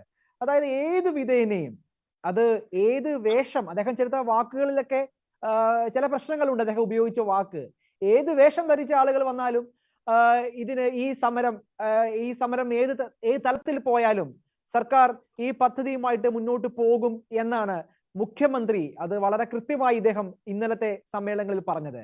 അപ്പോൾ ഇവിടെ ലക്ഷക്കണക്കിന് മനുഷ്യർ ഒരു ജനകീയ സമരം നടത്തുന്നു. എന്നാൽ മറുവശത്ത് ഈ ജനകീയ സമരങ്ങളെ എല്ലാം അങ്ങ് നള്ളിഫൈ ചെയ്തുകൊണ്ട് ഇതൊന്നും ഒരു പ്രശ്നമല്ല എന്ന് പറഞ്ഞുകൊണ്ട് ഒരു മുഖ്യമന്ത്രി ആ സമൂഹത്തെ മുഴുവൻ ഒരു പക്ഷേ മുൾമുനെ നിർത്തിക്കൊണ്ട് അല്ലെങ്കിൽ ചോദ്യം ചെയ്തുകൊണ്ട് ഇങ്ങനെ പ്രസ്താവന നടത്തുമ്പോൾ എന്താകുമായിരിക്കും വിഴിഞ്ഞം പദ്ധതിയുടെ മുന്നോട്ടുള്ള യാത്രാ പ്രയാണം? എങ്ങനെയാണ് അങ്ങ് വിലയിരുത്തുന്നത്? ഈ വിഴിഞ്ഞം പദ്ധതിയും പിണറായി വിജയൻ തന്നെ വേണ്ടെന്ന് വെക്കും, ഒരു സംശയം വേണ്ട.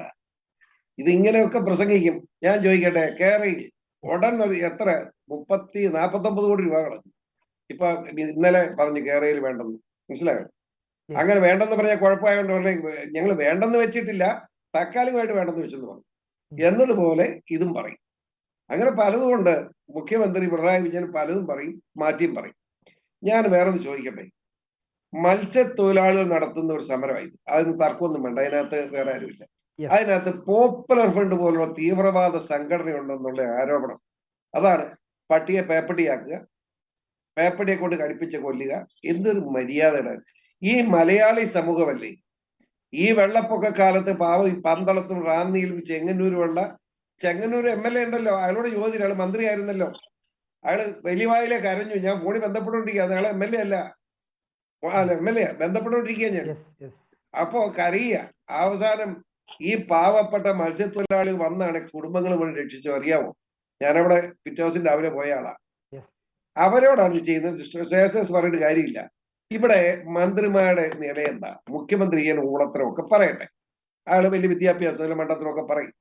പക്ഷെ ഞാൻ ചോദിക്കുന്നത്, KT ജലീൽ എന്ന് പറയുന്ന മന്ത്രി തീവ്രവാദിയല്ലേ? ഞാൻ ആ തീവ്രവാദി ധൈര്യമായിട്ട് അയാൾ കേസ് കൊടുക്കട്ടെ. ആ തീവ്രവാദിയെ സംരക്ഷിച്ചു നിർത്താൻ പിണറായിക്ക് ഇത്ര നിർബന്ധം. കോടതിയുടെ കമന്റ് വന്നില്ല, ഇപ്പോഴും അയാൾ മന്ത്രിയായിട്ടിരുന്നേനെ, മനസ്സിലായോ?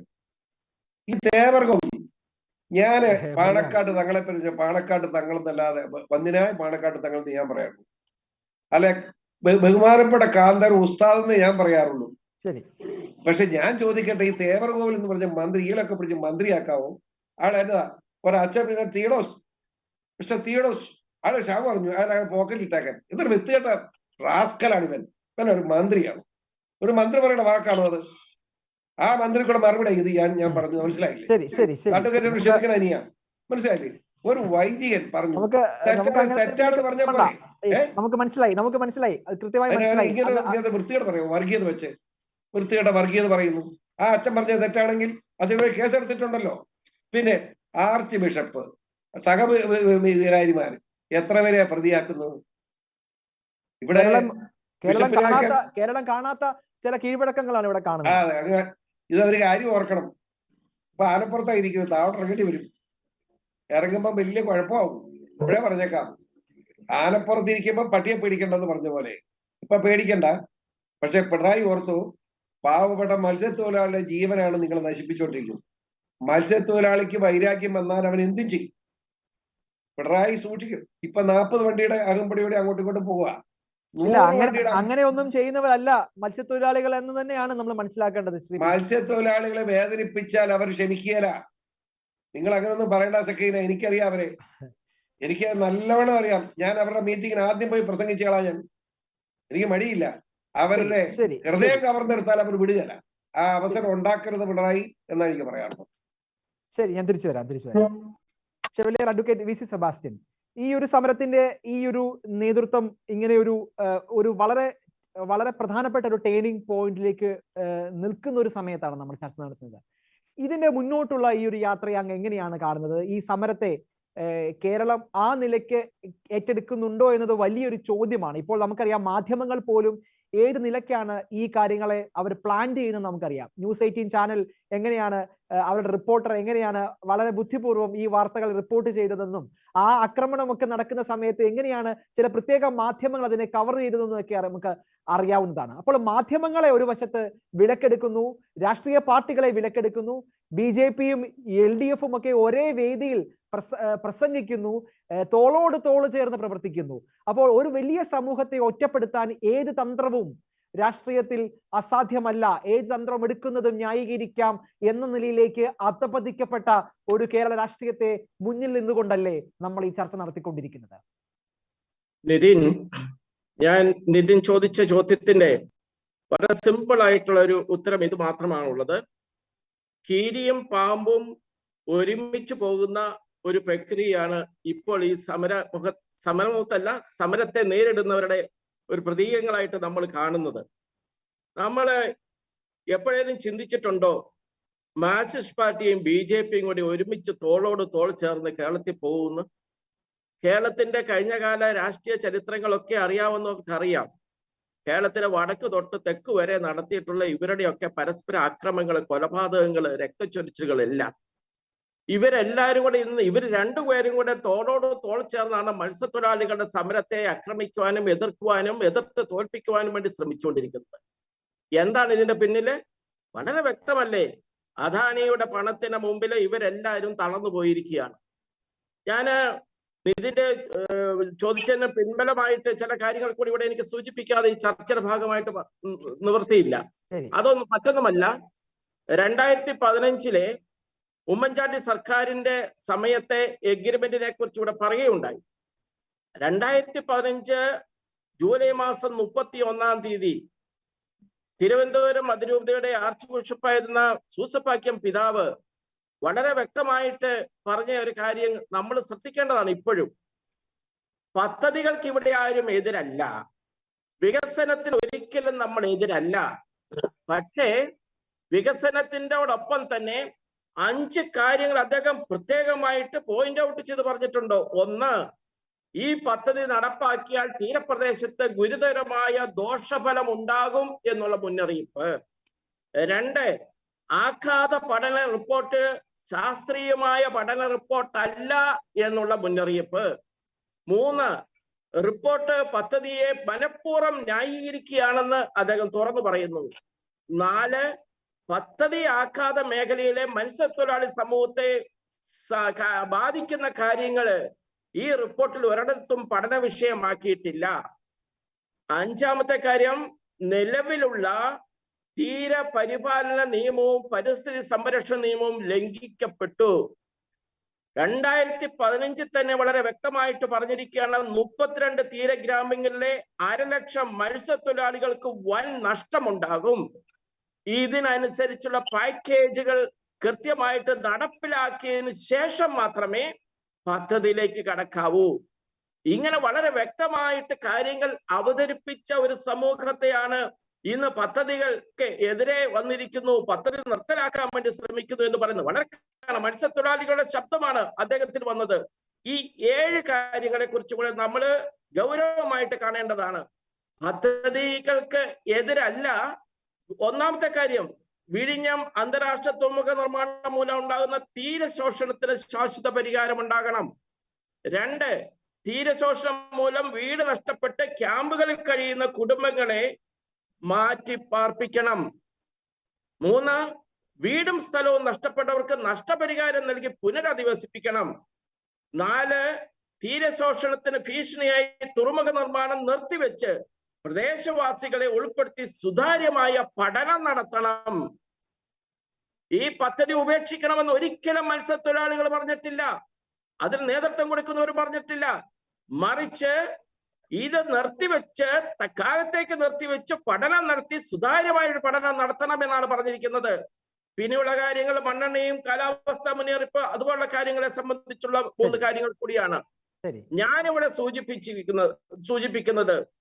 ഇവിടെ മത്സ്യത്തൊഴിലാളികളോ കേരളത്തിലെ പൊതുസമൂഹമോ ഒരു വികസന പദ്ധതിക്കും എതിരല്ല. പക്ഷേ ഒന്ന് കാണേണ്ടതാണ്, സ്വാതന്ത്ര്യം പ്രാപിച്ച് ഇങ്ങോട്ട് കാലങ്ങൾ പിന്നിട്ട് 75 വർഷങ്ങൾ പിന്നിടുമ്പോൾ കേരളം മാറി മാറി ഭരിച്ചവർ നടത്തിയ വികസനത്തിന്റെ ചിത്രമൊക്കെ കേരള സമൂഹത്തിന് നല്ലവണ്ണം അറിയാം. 220 കയർ ഫാക്ടറികൾ പൂട്ടിച്ചു, 190 കശുവണ്ടി ഫാക്ടറികൾ പൂട്ടിപ്പോയി, ടീ ഫാക്ടറികൾ 100 ഉണ്ടായിരുന്നു പൂട്ടിപ്പോയി, 90 തുണിമില്ലുകൾ പൂട്ടിപ്പോയി. ഇതൊക്കെ വ്യവസായ മേഖല എന്ന് വേണ്ട വിദ്യാഭ്യാസ മേഖലയിൽ ഇന്ന് വന്നിരിക്കുന്ന വലിയ തകർച്ച, നമ്മുടെ കുട്ടികളൊക്കെ നാടുവിടുന്ന ദയനീയമായ അവസ്ഥ. ഇങ്ങനെ ഈ നാടിന്റെ വികസനത്തെ മുഴുവൻ തകർത്ത് തരിപ്പണമാക്കിയവരാണ്. അദാനിയുടെ കാര്യം വന്നു കഴിഞ്ഞപ്പോൾ വലതോ ഇടതോ ഒന്നും വ്യത്യാസമൊന്നും ഇല്ലാതെ എല്ലാം കൂടി ഒരുമിച്ച് വന്നത്. ഒരു കാര്യം കൂടി ഞാൻ പറഞ്ഞ് അവസാനിപ്പിക്കാം. പദ്ധതിക്ക് എതിരാണെങ്കിൽ ഈ 2015 മുതൽ തന്നെ ഇവിടെ സമരം നടത്തേണ്ടതായിരുന്നു. പദ്ധതിക്കെതിരല്ല, അതുകൊണ്ട് വന്ന തകർച്ചയിൽ നിന്ന് ഇവിടുത്തെ ജനവിഭാഗങ്ങളെ സംരക്ഷിക്കാൻ സാധിക്കാത്ത സർക്കാരിനെതിരെയാണ് ഇവിടെ സമരം നടത്തുന്നത്. ശരി ശരി. ആ ഫുഡ് കോർപ്പറേഷൻ ഓഫ് ഇന്ത്യയുടെ ഗോഡൌണുകളെ 300 പരം കുടുംബങ്ങളാണ്. അച്ഛനുറങ്ങാത്ത വീടുകൾ എന്ന് പറഞ്ഞ് നമുക്ക് വേണേൽ പറയാം. വളരെ ഞാൻ അവിടെയൊക്കെ പോയവരാണ്, കണ്ടതാണ്, അവരുടെ കഷ്ടപ്പാടുകൾ കണ്ടതാണ്. അങ്ങനെയുള്ള പാവപ്പെട്ട ജനങ്ങളുടെ പുനരധിവാസം ഉറപ്പാക്കാൻ സാധിക്കാത്ത ഭരണ സംവിധാനങ്ങൾ പദ്ധതികളുമായിട്ട് മുന്നോട്ട് പോയാൽ അതിനെതിരെ ശബ്ദിച്ച രാജ്യദ്രോഹി എന്ന് മുദ്ര കുത്തുന്നത് മാന്യതയാണോ സംസ്കാരമാണോ എന്നുള്ളത് ഒന്ന് ആലോചിക്കേണ്ട സമയം. ശരി ശരി ശരി. അഡ്വക്കേറ്റ് പിന്റോ ഫിലിപ്പ് ബാബു, ഈ വി സി സെബാസ്റ്റ്യൻ പറഞ്ഞ ചോദ്യങ്ങൾക്ക് വളരെ പ്രധാനപ്പെട്ട ആർഗ്യുമെന്റുകൾ, പ്രത്യേകിച്ച് വികസനത്തെക്കുറിച്ച്, വികസനത്തിൽ ഏത് നിലപാടാണ് ഇടതുപക്ഷം ഈ കാര്യങ്ങൾ എടുത്തിട്ടുള്ളതും, എന്നാൽ ഈ ഒരു കാര്യത്തിൽ പ്രത്യേക താല്പര്യം കാണിക്കുന്നതിനുള്ള സംശയം ഉൾപ്പെടെ പല കാര്യങ്ങളും ഇവിടെ ചർച്ച ചെയ്തു. അപ്പോൾ അതിഥികൾ മുന്നോട്ട് വെച്ച, ഇതിനു മുമ്പുള്ള അതിഥികൾ മുന്നോട്ട് വെച്ച ആരോപണങ്ങൾക്ക് മറുപടി പറയാം. ഇടതുപക്ഷം വിഴിഞ്ഞം പോർട്ടിന് അന്നും അനുകൂലമാണ്. അന്ന് PPP മോഡൽ നടപ്പിലാക്കണം എന്നാണ് അന്നത്തെ സർക്കാർ പറഞ്ഞിരുന്നത്. വി സച്ചിദാനന്ദ സർക്കാർ ആവശ്യപ്പെട്ടിരുന്നത്. അത് പ്രകാരമാണ് മുന്നോട്ട് പോയത്. അന്നത്തെ കേന്ദ്ര സർക്കാർ, മൻമോഹൻ സിംഗിനെ കേന്ദ്ര സർക്കാർ അത് അംഗീകരിച്ചില്ല. പകരം അത് ഡിസൈൻ ബിൽഡ് ട്രാൻസ്ഫർ എന്ന് പറയുന്ന മോഡിലേക്ക് മാറുകയാണ് ചെയ്തത്. ആ ഒരു പ്രോസസ്സിനെയാണ് ഇടതുപക്ഷം എതിർത്തത്. അദാനിയുടെ പദ്ധതിയായിട്ട് പ്രത്യേകിച്ച് ഞങ്ങൾക്ക് താല്പര്യങ്ങളൊന്നുമില്ല. അത് ഏത് ബിൽഡർ ആയിരുന്നാലും വിഴിഞ്ഞം പോർട്ട് വരണം എന്ന് തന്നെയാണ് ആഗ്രഹം. ആ ഡീലിൽ കറപ്ഷൻ ഉണ്ട് എന്നാണ് അലിഗേഷൻ. പിന്നെ സാറ് പറഞ്ഞതുപോലെ ഇതില് മത്സ്യത്തൊഴിലാളികളുടെ തീരെ ശോഷണം വരുന്നു, അതുകൊണ്ട് അവർക്ക് കിടപ്പാട് നഷ്ടമാവുന്നു. ഈ ഒരു ഫാക്ട് അക്സെപ്റ്റ് ചെയ്യാൻ തയ്യാറാണ്. ഇതിനുള്ള റെമഡികൾ ഞങ്ങൾ ഏറ്റെടുക്കാൻ തയ്യാറാണ്. ഈ പോർട്ടിന്റെ പ്രവർത്തനം നിർത്തിവെക്കണം എന്നുള്ള ഒറ്റ പോയിന്റിൽ മാത്രമാണ് പ്രശ്നമുള്ളൂ. ബാക്കി ഏത് കാര്യങ്ങളും നിർത്തിവെച്ചുകൊണ്ടുള്ള പഠനം നടത്തണം എന്നുള്ള ഒരു പോയിന്റ് ഒഴിച്ച് ബാക്കി എല്ലാം ചർച്ച ചെയ്യാവുന്ന ക്യാബിനറ്റ് റാങ്കുള്ള എല്ലാ മന്ത്രിമാരും മുഖ്യമന്ത്രിയും ഇപ്പൊ ഓൾറെഡി പറഞ്ഞിട്ടുണ്ട്. ഈ ഒരു പോയിന്റിൽ നിർത്തിവെക്കാതെ ചർച്ച ചെയ്യണമെങ്കിൽ ചെയ്യാം. ഇവർക്ക് പാക്കേജ് ആവശ്യമുണ്ടെങ്കിൽ അതിലും ചർച്ചയാവാം. ഇതിൽ നിർത്തിവെച്ച് ഞങ്ങൾ ചർച്ചയ്ക്ക് തയ്യാറാവൂ എന്ന് പറയുന്ന ആ ഒരു പോയിന്റിൽ മാത്രമാണ് പ്രശ്നമുള്ളത്. പിന്നെ അടുത്ത അലിഗേഷൻ എന്തായിരുന്നു? ഹലോ, ഈ ഒരു പദ്ധതിയിൽ മാത്രം എന്താണ് ഇത്ര വലിയ താല്പര്യം എന്നതാണ് ചോദ്യം. ഈ ഒരു പദ്ധതിയിലല്ല. ഇപ്പം 2016 ഇലക്ഷന്റെ സമയത്ത് തന്നെ അന്ന് ഇതേ ചോദ്യം വന്നതാണ്. പുള്ളി മുഖ്യമന്ത്രി ആയതിന്റെ ഫസ്റ്റ് പ്രസ് കോൺഫറൻസിൽ വന്നതാണ്. നിങ്ങൾ ഈ പദ്ധതിയായിട്ട് മുന്നോട്ട് പോകുമെന്ന് ചോദിച്ചപ്പോൾ അന്ന് മുഖ്യമന്ത്രി പറഞ്ഞു. ശരി. അപ്പോൾ പി സി ജോർജ് പറഞ്ഞ ചോദ്യം പറഞ്ഞ ചോദ്യം പ്രസക്തമല്ലേ? കേരളയിൽ വരുമെന്ന് പറഞ്ഞു. കേരളയിൽ എവിടം വരെ എത്തി? എങ്ങോട്ടേക്കാണ് കേരളയിലെ വണ്ടി ഓടുന്നത് നമുക്കറിയാം. അത്രമാത്രമുള്ള അതുപോലെയുള്ള ഒരു പ്രസ്താവന മാത്രമായി ഇത് അവശേഷിക്കുമെന്നാണ് ശ്രീ പി സി ജോർജ് പറഞ്ഞത്. അത് മെട്രോ പോയി മെട്രോ നിർത്തിയെന്താ? മെട്രോ നിർത്തിയേക്കുന്നത് വക്കീലെ, മെട്രോ ഒരു ദിവസത്തെ നഷ്ടം എത്രയാണെന്ന് അറിയാമോ? ഇല്ല, കേരളം രക്ഷപ്പെടാൻ പോകുന്ന വലിയ പദ്ധതിയാണെന്ന് മെട്രോ ഉണ്ടാക്കിയതാണല്ലോ. ഞാനും പിന്നെ എന്തിനാ ഉണ്ടാക്കിയത്? മനസ്സിലാക്കണം, 4,70,000 കോടിയോളം രൂപ നഷ്ടത്തിൽ കടന്നു കിടക്കുന്ന ഈ കേരളം എന്തിനു ഈ നഷ്ടമുള്ള സാധനം ഉണ്ടാക്കി? പിന്നെ ഒരെണ്ണം കൂടെ വക്കീലിനോട് ഞാൻ ചോദിക്കട്ടെ, വക്കീൽ പറഞ്ഞത് എന്താ? പണി നിർത്തിവെക്കല, പഠനം വെക്കാവുന്ന. പണി നിർത്തിവെക്കാതെ പഠനം നടത്തിയാൽ എന്റെ ഒരു ചോദ്യം, ആ പഠനം നടത്തുന്ന ഇത് വേണ്ടായിരുന്നു പറഞ്ഞാൽ പിന്നെ എങ്ങനെ പൊളിക്കാൻ നടക്കണ്ടേ? ഒരു 3 മാസത്തേക്ക് അത് പണി നിർത്തി വെച്ചിട്ട് ഒന്ന് പഠനം നടത്തിയിട്ട് അത് പണിയേണ്ടതാണെന്ന് പറഞ്ഞാൽ അവർ തയ്യാറാണെന്ന് പാവപ്പെട്ട മത്സ്യത്തൊഴിലാളി കരഞ്ഞുകൊണ്ട് പറഞ്ഞിട്ട് അത് കേൾക്കാൻ എന്നെ ഇത്ര ബുദ്ധിമുട്ട് കൊച്ചുവെക്കലെന്ന് ആലോചിച്ച് അനിയനില്ല. കമ്പനി ഹൈക്കോടതി കൊടുത്ത അഫിഡവിറ്റിൽ പറയുന്ന 70% വർക്കും പൂർത്തീകരിച്ചിട്ടുണ്ട്. ബർത്ത് വർക്കിന് 50% മാത്രം പൂർത്തീകരിക്കണം. 2,960 മീറ്റർ ലോങ് ബ്രേക്ക് വാട്ടറിൽ 1,400 മീറ്ററും പൂർത്തീകരിച്ചു. അത് ഞാൻ പറയട്ടെ, ഇവര് പരിസ്ഥിതി ആഘാതവര് പഠിക്കുന്നില്ല. അവര് അദാനിക്ക് കാശുണ്ടാക്കണം എന്നല്ലാതെ നമ്മളെ നന്നാക്കണം നിർബന്ധമൊന്നുമില്ലല്ലോ. അയാൾ വളരെ ക്ലിയർലി അയാൾ പണം ഉണ്ടാക്കാൻ വേണ്ടി ഇറങ്ങിയതാ. ഇപ്പൊ ഞാൻ ചോദിക്കും, ഇത് ഇവിടെ എല്ലാരും പറഞ്ഞപ്പോ ഞങ്ങൾ ആരും പദ്ധതിക്ക് എതിരല്ലെന്ന് പറഞ്ഞു. ഞാൻ ഒരു മലയാളി എന്ന നിലയിൽ, കേരളീയൻ എന്ന നിലയിൽ, ഒരു പൊതുപ്രവർത്തനയിൽ ഈ പദ്ധതിയെ തന്നെ ഞാൻ എതിർക്കുകയാണ്. ഞാൻ ഇപ്പോഴല്ല, 2014-ലും 15-ലും 16-ലും നിയമസഭാ പ്രസംഗം ഉണ്ട്. അനിയന് ബുദ്ധിമുട്ടില്ലല്ലോ. പിന്നെ നേരെ വക്കീൽ നാളെ എടുത്തു നോക്കൂ. ഈ കാര്യങ്ങൾ മുഴുവൻ ഞാൻ പറഞ്ഞിട്ടുള്ളത് ഞാൻ വെറുതെ പറഞ്ഞതല്ല. വിശദമായി അറിവുള്ള ആളുകളുമായിട്ട് വലിയ ചർച്ച നടത്തിയതിനു ശേഷം എങ്ങനെയെങ്കിലും ലാഭമാണ് നടത്തണം എന്റെ അഭിപ്രായം. മാത്രമല്ല ശ്രീ പക്ഷേ പി സി ജോർജ്, വളരെ പ്രധാനപ്പെട്ട ഒരു കാര്യം, ഓരോ ദിവസവും ഈ പദ്ധതി വൈകുന്നതിന് 12 ലക്ഷം രൂപ നഷ്ടപരിഹാരം കൊടുക്കണമെന്ന വ്യവസ്ഥയുണ്ട്. ഇവിടെ അതാണ് സർക്കാർ ഇതിനകത്തെ കച്ചവടം. അല്ല അങ്ങനെ ഒരു അല്ല വ്യവസ്ഥ ഉണ്ടാക്കേണ്ട അല്ല കാര്യം എന്താ? അല്ല അങ്ങനെ വ്യവസ്ഥ ഉണ്ട്. പക്ഷേ ഈ വ്യവസ്ഥ സർക്കാർ അഡാനിയാണ് കൊടുക്കേണ്ടത്. വിഴിഞ്ഞം തുറമുഖ പദ്ധതി അഡാനിക്ക് 42 കോടി രൂപയാണ് കഴിഞ്ഞ ആഴ്ചത്തെ അങ്ങോട്ട് വാർത്തയാണ്, കൊടുത്തത്. 3 ആഴ്ചത്തെ ഇളവ് കൊടുത്തത് സർക്കാർ. ഇതെല്ലാം ചേർത്ത് വായിക്കണം. അതെ. ആരെ പ്രീതിപ്പെടുത്താനാണ് ഈ പദ്ധതി എന്നതൊക്കെ നമ്മൾ ചേർത്ത് വായിക്കേണ്ടതാണ്. എനിവേ, അഡ്വക്കേറ്റ് പിന്റോ ഫിലിപ്പ് ബാബു പറഞ്ഞു വന്നത് പെട്ടെന്ന് പൂർത്തിയാക്കാം. തുടരാം. യെസ്. ഇന്ത്യയിൽ വരികയാണെങ്കിൽ ഇന്റർനാഷണൽ ലെവലിലുള്ള ട്രാൻസ്ഷിപ്മെന്റ് ഉള്ള ഏക സ്പോട്ട് ആയിരിക്കും ഇതെന്നാണ് പറയപ്പെടുന്നത്. പോർട്ട് വരുന്നതുകൊണ്ട് നമ്മുടെ സമൂഹത്തിന് എപ്പോഴും നല്ലതാണ്. പോർട്ട് ഒരു പദ്ധതി വരാഴിക എന്നുകൊണ്ട് നമുക്ക് ഒത്തിരി ഗുണങ്ങളൊന്നുമില്ല. എന്തായാലും ഇത് ടു ആൻഡ് ഗ്രേറ്റ് എക്സ്റ്റെന്റ് ഇത് പണി പൂർത്തിയായിട്ടുണ്ട്. ഇനി 70 അല്ല 50 ആണെങ്കിൽ പോലും പണി പൂർത്തിയായി. ഇനി അതിനൊരു ബാക്ക് ട്രാക്ക് എടുക്കാൻ എന്തായാലും നടക്കത്തില്ല. പണി പൂർത്തീകരിക്കട്ടെ. ഇതുകൊണ്ട് എന്തെങ്കിലും നഷ്ടങ്ങൾ മത്സ്യത്തൊഴിലാളികൾക്ക് വരുന്നുണ്ടെങ്കിൽ അവരുടെ നഷ്ടങ്ങൾ നികത്തട്ടെ. അതാണ് എല്ലാ സമൂഹത്തിനും നല്ലത്. ഇപ്പം പിന്നെ ഒരു ചോദ്യം, അനിയൻ ഒരു കാര്യം പറഞ്ഞു. ഈ തൊഴിലാളികൾ പറയുന്ന അവരുടെ പുനരധിവാസമാണ്. അതിനെപ്പറ്റി വേറെ മുഖ്യമന്ത്രി പത്രക്കാരോട് പറഞ്ഞത് എന്താ? ഇതിന്റെ പ്രോജക്ട് റിപ്പോർട്ടിൽ ഇവരെ പുനരധിവാസം പറഞ്ഞിട്ടില്ല, അതുകൊണ്ട് ഗവൺമെന്റ് ഉത്തരവാദിത്വം ഇല്ലെന്നാ പറഞ്ഞത്. പിന്നെ ആരെ കാര്യം ചെയ്യും? പറ, ഒന്ന് കേൾക്കട്ടെ. 475 കോടി രൂപ ഉമ്മൻചാണ്ടി സർക്കാർ അതിനുവേണ്ടി മാറ്റിവെച്ചു എന്നാണ് ഞാൻ മനസ്സിലാക്കുന്നത്. അതിന് പണി തീർന്നിട്ടുണ്ട്. അത് ആ കാശല്ലോ 4,67,000 കോടി ഏതാ അന്ന് ബജറ്റിൽ 400 കോടി ഒന്നും പാസ്സാക്കിയിട്ടൊന്നുമില്ല. വെറുതെ പറഞ്ഞത്, വേറെ കള്ളത്തരം. ഒരു പൈസ ഇല്ല. നിതിൻ, അതിന് കാരണമുണ്ട്. പുനരധിവാസത്തിന്റെ ഒരു കാര്യം, ഒരു പ്രശ്നം കൂടി ഉണ്ട്. അത് മറ്റൊന്നുമല്ല, വിഴിഞ്ഞത്തിന്റെ പിന്നെ തെക്ക് ഭാഗത്ത് ഈ പറഞ്ഞ പദ്ധതി പ്രദേശവുമായിട്ട് ബന്ധപ്പെടുന്ന സ്ഥലത്തിനേക്കാൾ മാറി വിഴിഞ്ഞത്തിന്റെ വടക്ക് ഭാഗത്തേക്കാണ് കടൽ കയറിയിരിക്കുന്നത്. അത് വളരെ പ്രധാനപ്പെട്ട ഒരു പോയിന്റ്. അത് ശംഖുമുഖം ബീച്ച് വരെ ഇല്ലാതായി പോയി. ഞാൻ പറഞ്ഞല്ലോ, അതൊന്നും ആഘാത പഠനത്തിന്റെ ഒരിടത്ത് പോലും അതൊന്നും പറയുന്ന കാര്യമല്ല.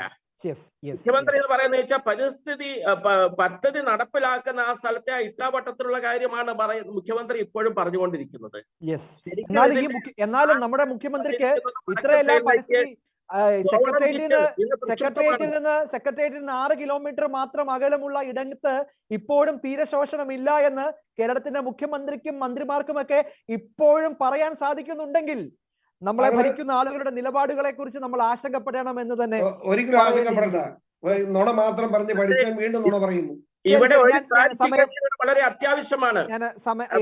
വളരെ വേഗം അഡ്വക്കേറ്റ് പറഞ്ഞ കാര്യത്തിന് ഒരു ഇന്റർനാഷണൽ പോർട്ടായിട്ട് ഇതങ്ങ് വരും, അതിനുശേഷം വലിയ വളർച്ച ഉണ്ടാകുമെന്ന് പറഞ്ഞത് വളരെ തെറ്റായ ധാരണയാണ്. 2015 അവസ്ഥയല്ല 2022 അവസ്ഥ. ഇതിനകം ഗുജറാത്തിലെ മുദ്ര പോർട്ട്, ബോംബെയിലെ മാസകണ്ടോക്ക്, ഗോവ, മംഗലാപുരം, കൊച്ചി, വല്ലാർപാടം, ഇതിന് തൊട്ടപ്പുറത്ത് ഇതാണ്ട് നമ്മുടെ ശ്രീലങ്കയിലെ കൊളംബോയുടെ പോർട്ട്, കൂടാതെ തന്നെ അതിന്റെ തെക്കുവശത്തായിട്ട് അവൻതോത്തയിലെ പോർട്ട്, ചൈനയുടെ നേതൃത്വത്തിൽ ആ പോർട്ടാണ് ശരിക്കും പറഞ്ഞു കഴിഞ്ഞാൽ ന്യൂസിലാൻഡ്, ഓസ്ട്രേലിയ എന്നിവ വളരെ പ്രധാനപ്പെട്ട പോയിന്റ്. ഞാൻ തിരിച്ചു സമയം പരിധി കൊണ്ട് ഇടപെടുകയാണ്. പാട്രിക് മൈക്കിൾ, ചർച്ചയുടെ ഏറ്റവും അവസാനത്തെ ഒരു പോയിന്റിൽ നമ്മൾ എത്തിയിരിക്കുകയാണ്. ഇനി സമരസമിതിയുടെ മുന്നോട്ടുള്ള പ്രയാണം എങ്ങനെയാണ്? വലിയ രീതിയിലുള്ള ഒരു സമൂഹത്തിന്റെ മൊത്തത്തിൽ ഈ വിഷയത്തെ ഒരു കലാപകാരികളെ ചിത്രീകരിക്കുന്നു. തേജസ് അച്ഛന്റെ ആ വാക്കിനെ മാത്രം എടുത്തുകൊണ്ട് ഈ സമരത്തെ മുഴുവൻ നിർവീര്യമാക്കുന്ന രീതിയിലുള്ള ഒരു നറേറ്റീവിലേക്ക് മാധ്യമങ്ങളും ചില പ്രത്യേക മാധ്യമങ്ങളും രാഷ്ട്രീയ പാർട്ടി ഭേദമന്യേ എല്ലാവരും ഒരുമിച്ച് മുന്നോട്ട് പോകുമ്പോൾ ഇനിയുള്ള സമരസമിതിയുടെ മുന്നോട്ടുള്ള ആ ഒരു യാത്ര കുറച്ച് വെല്ലുവിളികൾ നിറഞ്ഞ ചലഞ്ചിങ് ആയിട്ടുള്ള ഒരു യാത്ര തന്നെ ആയിരിക്കില്ലേ മുന്നോട്ടുള്ളത്? ഇതില് തിയോഡോഷ്യസ് അച്ഛൻ പറഞ്ഞ വാക്കെടുത്തുകൊണ്ട് ഇപ്പോൾ മന്ത്രിമാർ ഒന്നടങ്കം ഈ പറയുന്നത് വേറെ ഒന്നും കൊണ്ടല്ല, സർക്കാരിനെതിരെ വരുന്ന മറ്റു കാര്യങ്ങൾ ഒരു പുകമറ സൃഷ്ടിക്കാനായി ആ കാര്യങ്ങൾ മറക്കാൻ ഇപ്പോൾ തിരുവനന്തപുരത്ത് തന്നെ കോർപ്പറേഷനുമായി ബന്ധപ്പെട്ടും മറ്റു കാര്യങ്ങളും സർക്കാരിനെതിരെ ചില കാര്യങ്ങൾ നടക്കുന്നത് മാറ്റി അതിന്റെ ശ്രദ്ധ തിരിച്ചുവിടാനായിട്ടാണ് കേരളയിൽ അങ്ങനെ പോലുള്ള ഒരുപാട് വിഷയങ്ങളുണ്ട്. അപ്പൊ അതിൽ നിന്നും മാറി ശ്രദ്ധ മാറ്റാൻ വേണ്ടിയിട്ടാണ് ഇത്തരത്തിലുള്ള ഇത് നടത്തുന്നത് എന്ന് തന്നെ പുറത്തു നിന്നാണ് എനിക്ക് അറിയാൻ കഴിയുന്നത്. പലരും അത് എന്നോട് സംസാരിച്ച വിവരം. ഒളിച്ചോടാൻ വേണ്ടിയുള്ള ഒരു ആയുധമായിട്ട് മാത്രമാണ് ഇത് കണക്കാക്കുന്നത്. ഇപ്പം ശരി, പാട്രിക് തുടരാം. ഇനി ഞങ്ങളുടെ സമരം എന്ന് പറയുന്നത് അതിജീവന സമരം, ഞങ്ങളുടെ നിലനിൽപ്പിന്റെ സമരമാണ്. ഞങ്ങൾ സർക്കാരിനോട് ചോദിച്ചത് എന്താണ്? അനാവശ്യമായി എന്തെങ്കിലും ചോദിച്ചു? ഇല്ല. ഞങ്ങളുടെ ആളുകൾ, വീടുകൾ നഷ്ടപ്പെട്ടവർ, തൊഴിലില്ലാതെ ഞങ്ങളുടെ പെൺമക്കളെയും കുഞ്ഞുമക്കളെയും ഒക്കെയായി തെരുവിൽ നിൽക്കുന്ന ഒരു രീതിയിൽ ഞങ്ങളുടെ ഭവനങ്ങൾ ഞങ്ങൾക്ക് നൽകുക, ഞങ്ങളുടെ തീരങ്ങൾ സംരക്ഷിക്കുക, ഞങ്ങളുടെ തൊഴിലുകൾ ഞങ്ങൾ സംരക്ഷിക്കുക, ഇതൊക്കെയായിട്ടാണ് പറയുന്നത്. ഈ കപ്പൽ ചാൽ ഏത് വഴിയാ വരുന്നതെന്ന് നിങ്ങൾക്കറിയാം? ആർക്കെങ്കിലും അറിയാം? ഒരു കപ്പൽ വരുമ്പം ഡയറക്റ്റ് നേരെ പോർട്ടിൽ വന്ന് കയറത്തില്ലല്ലോ, അതിനും ഒരു ലാൻഡിങ് പ്ലേസ് വേണ്ടേ? അപ്പോൾ ഒരു കപ്പൽ ചാൽ ഉണ്ടാവും. അപ്പൊ അങ്ങനെ വരികയാണെങ്കിൽ ഈ വടക്ക് വശത്ത് കംപ്ലീറ്റും തീരം നഷ്ടപ്പെടുകയും ഭവനങ്ങൾ നഷ്ടപ്പെടുകയും ചെയ്യുന്ന ഒരു നഷ്ടമാണ് ഞങ്ങൾക്ക് ഉണ്ടാകുന്നതെങ്കിൽ, ഇനി ഇത് പോർട്ടുണ്ടായി വരുമ്പോൾ ഈ കപ്പൽ ചാൽ വരുന്നത് എവിടെന്നാ? ചിലപ്പോൾ മിക്കവാറും പൊഴിയൂര് മുതൽ വരാം, ചിലപ്പോൾ വള്ളുവിള മുതൽ വരാം, അതല്ലെങ്കിൽ പൂവാർ മുതൽ. അപ്പോൾ അവിടെ നിന്നും ഇങ്ങോട്ട് വരുന്ന അത്രയും ജനങ്ങളുടെ, ഒരു 10 കിലോമീറ്ററോളം വരുന്ന ജനങ്ങൾ, തീരത്തിലുള്ള ജനങ്ങളുടെ തൊഴിൽ നഷ്ടമാകും, ജീവന് ഭീഷണിയാകും. അപ്പൊ അത്തരത്തിൽ ഒരു ക്ലാരിഫിക്കേഷൻ ഞങ്ങൾക്ക് വേണ്ടേ? തീർച്ചയായും. നിങ്ങളുടെ സമരം കൂടുതൽ ഊർജ്ജസ്വലതയോടെ മുന്നോട്ട് പോകുമെന്ന് തന്നെയാണ് പ്രതീക്ഷിക്കേണ്ടത്. തീർച്ചയായിട്ടും ഞങ്ങളുടെ സമരത്തിൽ ഈ വാദപ്രതിവാദങ്ങളെയോ വിവാദങ്ങളെയോ വർഗീയ ആരോപണങ്ങളെയോ ഒന്നും നിങ്ങൾ വിലക്കെടുക്കുന്നില്ല. കേന്ദ്രസേനയോ, വളരെ പ്രധാനപ്പെട്ട ഒരു കാര്യമാണ്, കേന്ദ്രസേന കൂടി വരുന്നു, ഒന്നും വിലക്കെടുക്കുന്നില്ല. ഞങ്ങൾ അവരെ മാനസികമായും ശാരീരികമായും തളർത്താനാണ് അവർ ശ്രമിച്ചുകൊണ്ടിരിക്കുന്നത് സർക്കാർ. ഞങ്ങളെ ആദ്യം മാനസികമായി ഞങ്ങൾ ഇവിടെയുള്ളവരല്ല എന്നും ഞങ്ങൾ ചെയ്യുന്നതൊക്കെ നുണപ്രചരണമാണെന്നും ഞങ്ങളെ വികസന വിരോധികളാണെന്നൊക്കെ മാനസികമായി ഞങ്ങളെ തളർത്താൻ ശ്രമിച്ചു. ഇപ്പോൾ ശാരീരികമായി ഞങ്ങളെ അടിച്ചൊതുക്കാൻ ശ്രമിക്കും. ഞങ്ങൾ ഇതിലൊന്നും തളരുന്നില്ല. അവർക്ക് സർക്കാരിന് എന്ത് നിലപാട് വേണമെങ്കിലും സ്വീകരിക്കാം. ഞങ്ങൾ ഈ സമരവുമായി മുന്നോട്ട് പോകും. അതിനോടൊപ്പം സർക്കാർ ജാതീയമായി ഞങ്ങളുടെ വേർതിരിവ് കാണിച്ചുകൊണ്ട് ഞങ്ങളുടെ ഈ സമരത്തെ ഇല്ലായ്മ ചെയ്യാൻ ശ്രമിക്കും. അപ്പുറത്ത് തന്നെ ഒരു ജനകീയ കൂട്ടായ്മ എന്ന് പറഞ്ഞുണ്ടാകുന്നു. അവർക്ക് സംരക്ഷണം നൽകാനും അവർക്ക് പിൻബലം നൽകാനും BJP അപ്പുറത്തൊരു സമരം തുറക്കുന്നു. അതൊക്കെ അവരെ രാഷ്ട്രീയപരമായ കാര്യങ്ങൾ. പക്ഷെ ഞങ്ങൾ അതിലൊന്നും തലയിടുന്നില്ല. ഇവിടെ ഒരു രാഷ്ട്രീയപരമായി ഞങ്ങൾ സംസാരിക്കാനുമില്ല. ഞങ്ങളുടെ അതിജീവന സമരം, ഞങ്ങളുടെ ആവശ്യങ്ങൾ സർക്കാർ അത് കണ്ട് അത് നിറവേറ്റി തരണമെന്നുള്ള ഒരു അപേക്ഷയോട് ഇപ്പോഴും ഞങ്ങൾക്ക് സർക്കാരിനോട് പറയാനായിട്ടുള്ളത്. അനാവശ്യമായ ചർച്ചകളിലേക്കോ അനാവശ്യമായ കാര്യങ്ങളിലേക്കോ ഞങ്ങൾ കടക്കാൻ ആഗ്രഹിക്കുന്നില്ല. ഞങ്ങളുടെ വളരെ സമാധാനപരമായിട്ടുള്ള അതിജീവന സമരമാണ്. അത് നല്ല മനസ്സുള്ള സർക്കാർ അത് കണ്ണു തുറന്ന് കാണുക, അതിന് പ്രതിവിധി ഉണ്ടാക്കുക എന്നുള്ളതാണ് ഞങ്ങളുടെ ആവശ്യം. ശരി. ഒരു നാട് ഭരിക്കുന്ന ആളുകൾ പോലും 10,000-കണക്കിന് മനുഷ്യർ നടത്തിയ ഒരു ജനകീയ സമരത്തെ രാജ്യദ്രോഹ പ്രവർത്തനം എന്നൊക്കെ വിശേഷിപ്പിക്കുന്ന ഈ ഘട്ടത്തിൽ പോലും നാളെ ഒരു പ്രളയം വന്നാൽ ഞങ്ങൾ ഉണ്ടാകും, ജാതി മതവും നോക്കാതെ കേരളത്തെ രക്ഷിക്കാൻ എന്ന് ഉറക്കെ പ്രഖ്യാപിക്കുന്ന ഈ നല്ല മനസ്സുണ്ടല്ലോ, ആ നല്ല മനസ്സാണ് കേരളത്തിന്റെ പുണ്യം. ഈ മനുഷ്യരെ എങ്ങനെയാണ് കേരളത്തിന് കൈവിടുവാൻ സാധിക്കുന്നത്? ഈ ചർച്ചയിൽ ഏറെ സജീവമായി പങ്കെടുത്ത Shri PC George, chevalier advocate VC Sebastian, advocate Pinto Philip Babu, Shri Patrick Michael, 4 പേർക്കും നന്ദി. ഷെക്കേന ബിഗ് ഡിബേറ്റ് ഇവിടെ അവസാനിക്കുന്നു.